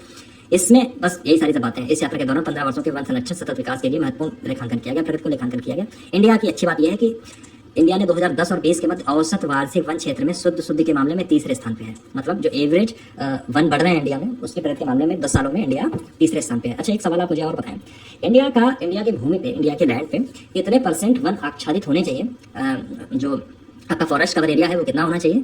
एक बात। दूसरी बात है, ये इसके लिए कब कोई नीति बनाई गई थी? कुछ नीति को बताएं। मैंने ISFR जो रिपोर्ट 2021 के लिए जो मैंने वीडियो बनाया था, उसमें ये सारी चीज़ें मैंने बहुत ढंग से कवर की थी। वहाँ से क्वेश्चन निकल के आते हैं, केवल ISFR रिपोर्ट ही रट के चले जाना बहुत बड़ी बात नहीं होती है, इधर उधर की चीज़ें भी देखनी है आपको, राइट। तो इसलिए मैंने कुछ चीज़ें आपको बताने की कोशिश की थी। आप वो वीडियो देखो जाके, फायदेमंद है, हर साल उससे क्वेश्चन आता है, इस साल भी रखा हुआ आपको मिलेगा। अगर 2023 की रिपोर्ट नहीं आ जाती है, तब तक 2021 की ISFR रिपोर्ट इंपॉर्टेंट ही है, राइट, याद रखो।